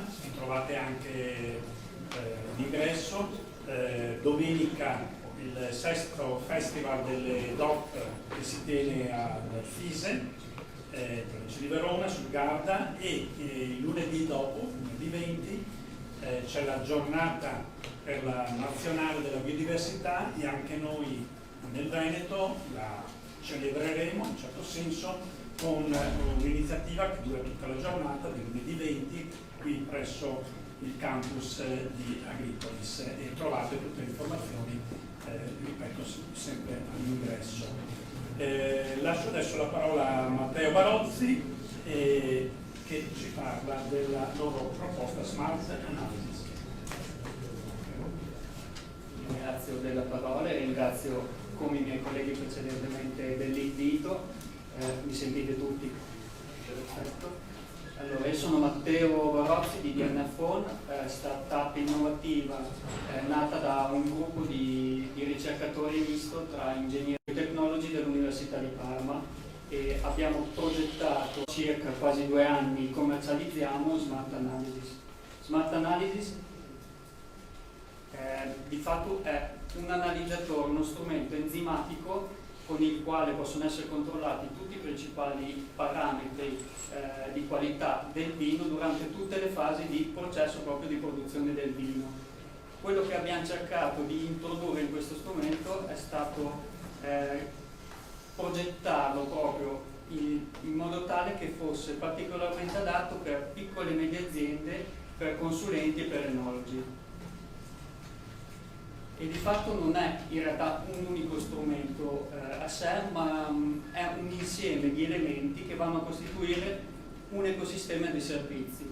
E è composto questo elemento dal dispositivo vero e proprio, dall'interfaccia con il quale viene comandato il dispositivo, che è un'applicazione Android, da un sistema di gestione dati. Per noi è fondamentale, come abbiamo visto anche per le start-up precedenti, la gestione in cloud dei dati di analisi e soprattutto la storicizzazione, cioè il cominciare a creare uno storico di tutto ciò che avviene ed è stato fatto sul proprio prodotto, che sia in campo, che sia il vino come prodotto finito, è fondamentale per fare fronte soprattutto nei prossimi anni a tutto ciò che è dovuto ai cambiamenti climatici. Di fatto una volta si faceva, tutta la produzione era abbastanza standardizzata, diciamo, cioè si procedeva e si lavorava sempre nello stesso modo.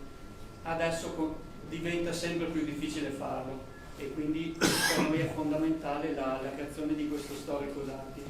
E per ultimo, dato che facciamo analisi enzimatiche, quindi abbiamo bisogno della chimica proprio per fare le reazioni.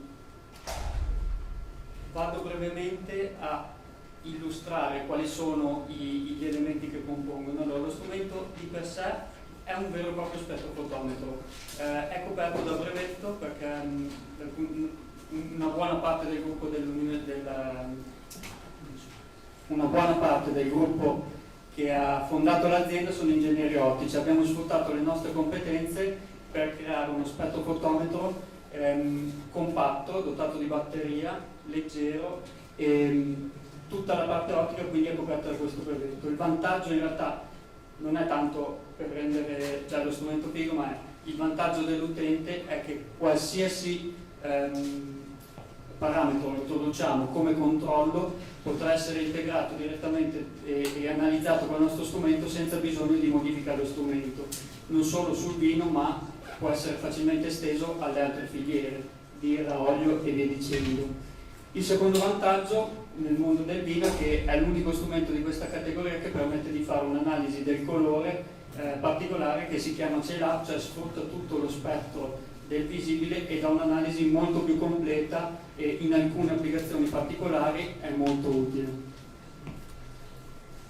Lo strumento, come vi ho già anticipato, viene pilotato da un'applicazione Android che fa due cose fondamentali. Una fa da manuale vero e proprio dell'analisi, quindi l'utente si ritrova non con i soliti manuali cartacei, ma tutte le volte che fa un'analisi è l'applicazione che dice passo passo quello che deve fare per non sbagliare. La seconda cosa fondamentale è che ci permette di fare una gestione dei dati intelligente, quindi tutto viene salvato nell'applicazione, è facilmente condivisibile ed è facilmente poi caricabile sulla nostra piattaforma in cloud.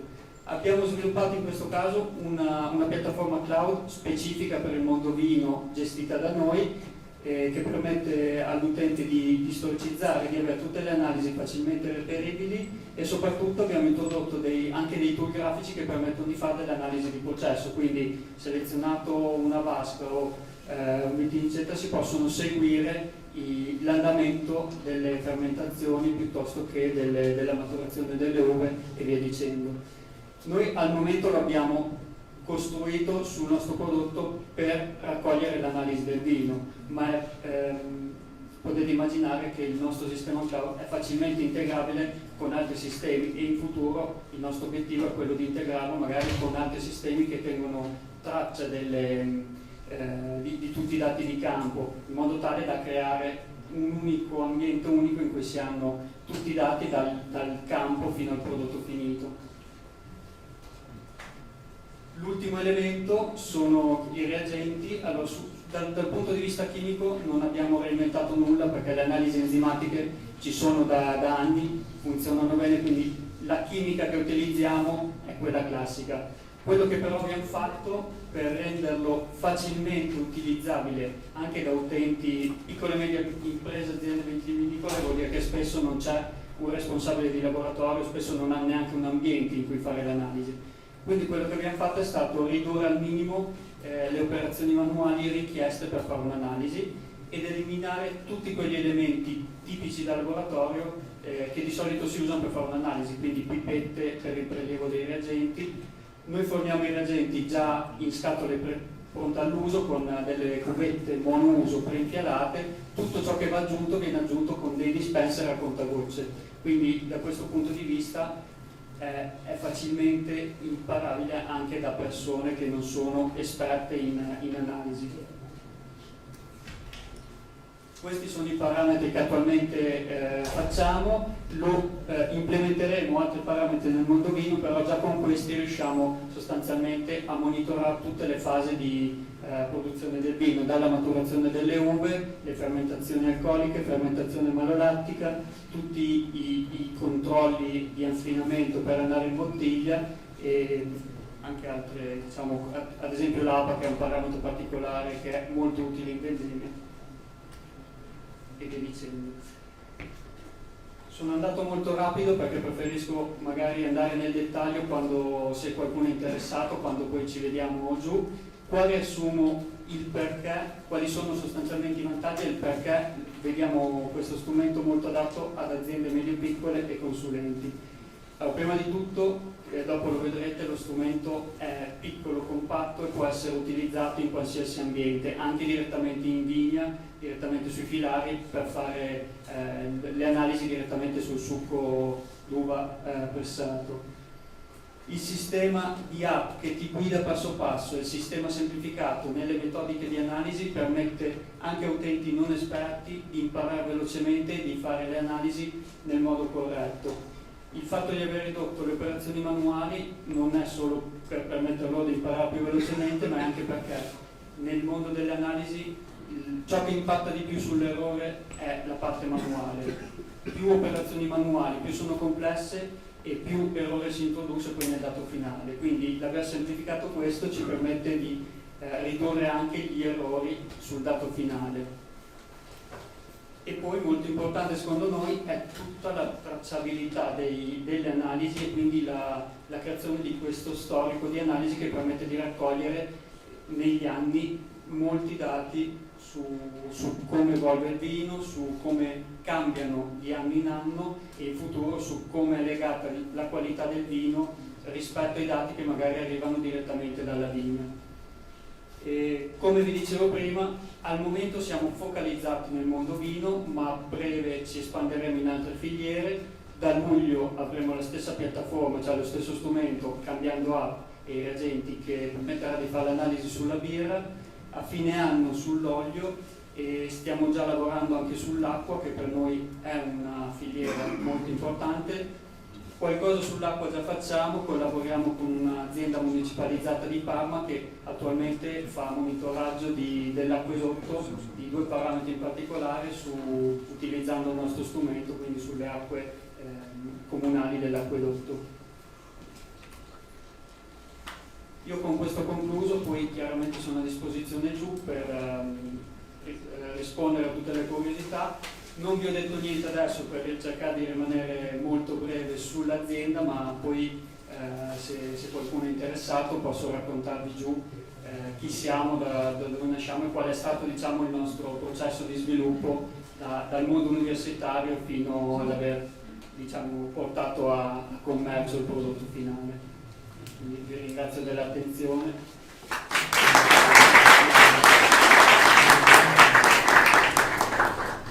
Grazie a Matteo Marozzi. Chiamando qui Osvaldo De Falco di Biofarm, che è l'ultima, ma solo per ordine, startup che presentiamo questa sera. Volevo anche ringraziare l'Ordine degli Agronomi Dottori Forestali di Padova e il Collegio dei Periti Agrari di Padova, che hanno supportato questa iniziativa e che riconoscono i crediti formativi per questa iniziativa, e quindi chi fosse presente in sala nell'ordine o del collegio può firmare la presenza al registro che c'è in entrata.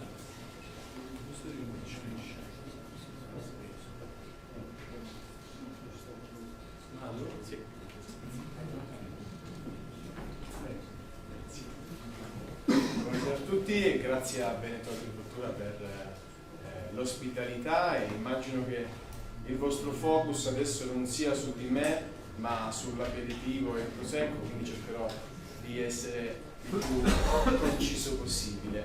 Io sono Osvaldo De Falco, uno dei 2 fondatori di Biofarm. Biofarm è una startup con base a Milano che crea delle relazioni tra piccoli produttori biologici e i consumatori. Prima di parlarvi di Biofarm, brevemente proverò un po' come un mago, cercherò di teletrasportarvi dal Veneto a Padova in Calabria. Quello che vedete è mio padre all'interno della nostra piccola azienda agricola a Rossano sullo Ionio, e è lì dove nel 2015 mi sono trasferito dopo circa 10 anni di vita, studio e lavoro anche come consulente finanziario.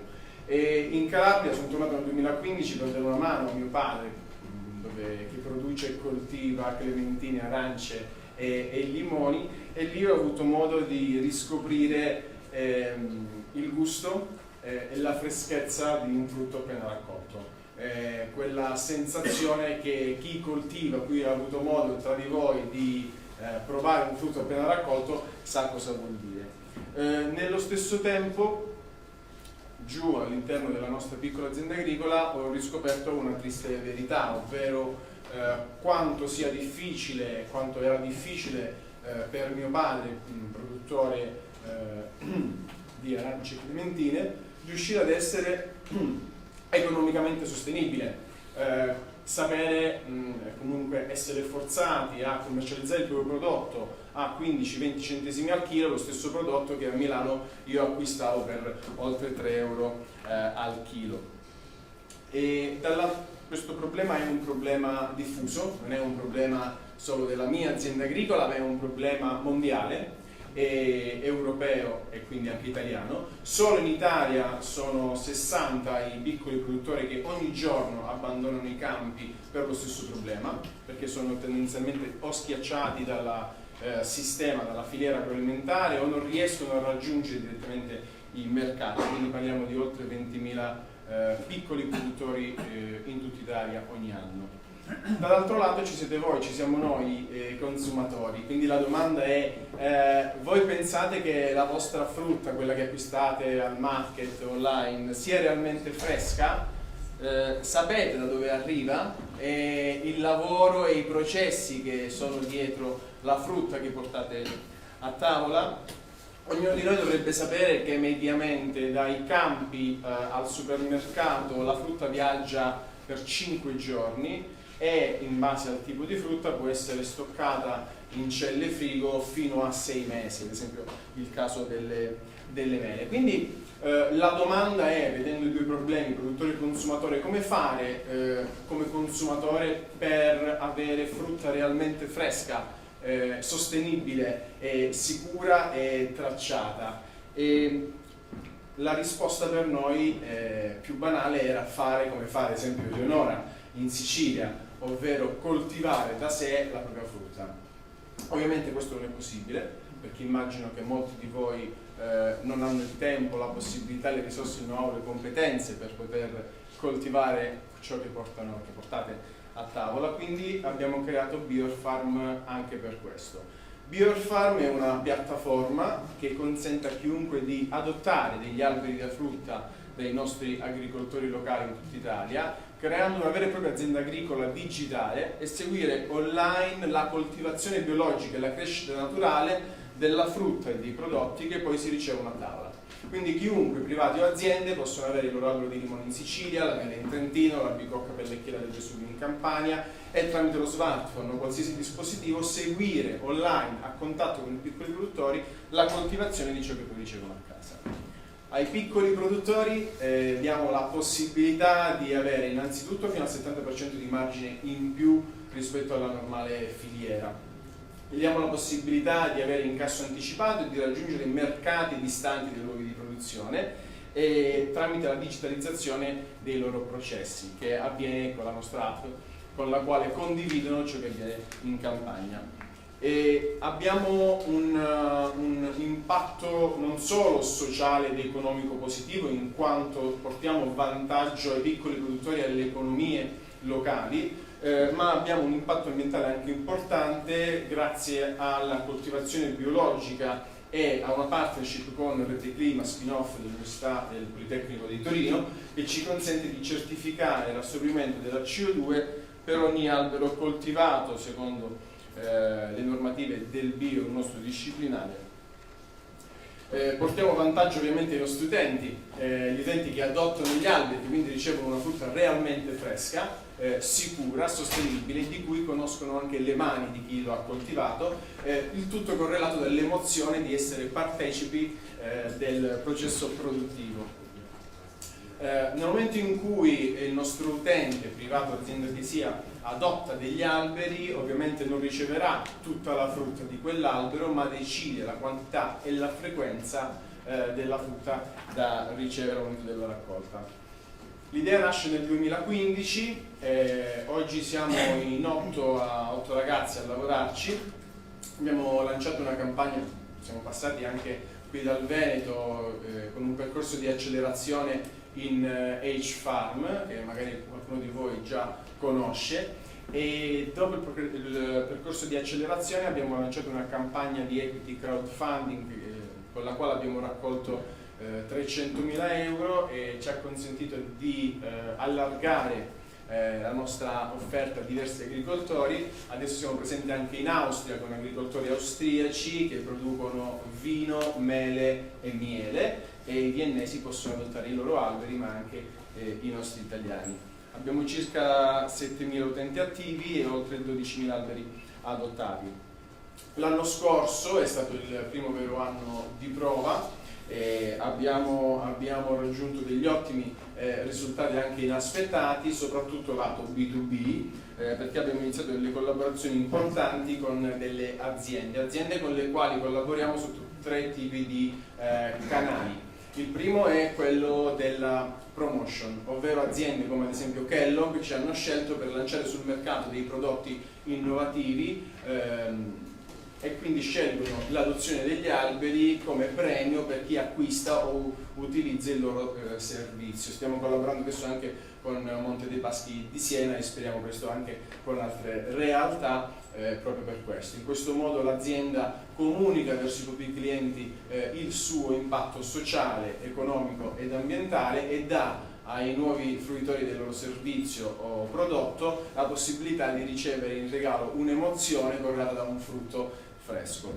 Lavoriamo con le aziende anche per quanto riguarda il welfare aziendale. Le aziende possono creare un loro campo digitale, un'azienda agricola digitale, forniamo frutta fresca in ufficio ogni settimana ad alcune aziende. In questo modo creiamo anche un campo digitale che le aziende utilizzano come veicolo di comunicazione di ciò che dicevo prima, ovvero dell'impatto sociale ed ambientale, quindi quanti agricoltori stanno supportando su tutto il territorio nazionale e quanta CO2 contribuiscono ad assorbire con le loro adozioni. Ed infine i regali aziendali, soprattutto sotto il periodo di Natale, sono diverse aziende più o meno grandi, anche multinazionali, che scelgono l'adozione dell'albero come regalo di Natale sostenibile e che ha sempre un ritorno poi funzionale, ovvero quello della frutta fresca in ufficio.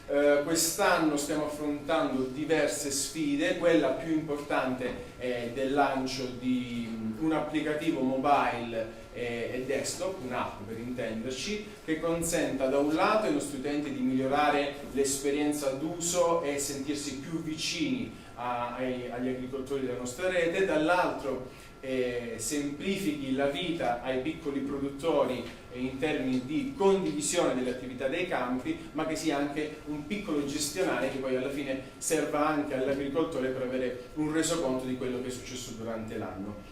E l'app ci servirà anche per allargare la base degli agricoltori. Siamo in 8, questi siamo i ragazzi dell'ufficio di Milano, siamo tutti giovani come potete vedere, gli altri 2 sono rimasti in Calabria e si occupano della parte dello sviluppo. Abbiamo, dopo la campagna di crowdfunding, con l'occasione per anticipare in realtà per la prima volta che all'inizio del 2020 stiamo programmando un aumento di capitale per chiunque possa essere interessato, come agricoltore, investitore, utente o che sia, può venirmi a parlare o cercarci sul web. Tutto questo lo stiamo facendo per realizzare quella che è la nostra visione, quella che si chiama vision della startup, che è la realizzazione della più grande azienda agricola condivisa al mondo, una piattaforma digitale dove chi produce il cibo in modo sostenibile e chi lo porta a tavola siano connessi, scambiandosi dati oltre che prodotti. Io ho finito, spero di essere stato chiaro e grazie.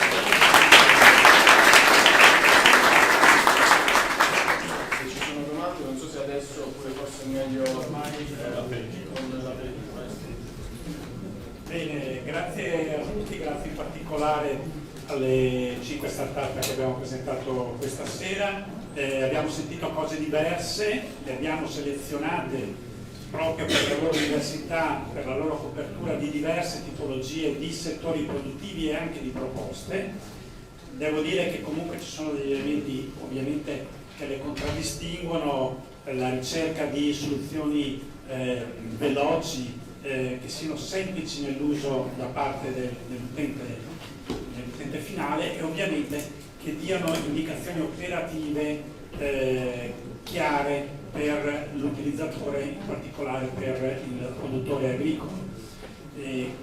Sempre con dei obiettivi di fondo, che siano quelli della razionalizzazione delle risorse, basso impatto ambientale, redditività, eccetera, che sono ovviamente le 3 grandi linee di riferimento che ci guidano sempre nei nostri obiettivi sia di impresa sia di operatori dell'innovazione. Direi di non chiudere ufficialmente qui appunto questo incontro, ma possiamo spostarci nella sala qui giù della Corte Venetina, dove ci aspetta un piccolo rinfresco e la possibilità di continuare la discussione con le nostre start-up, con anche Etifor, con tutti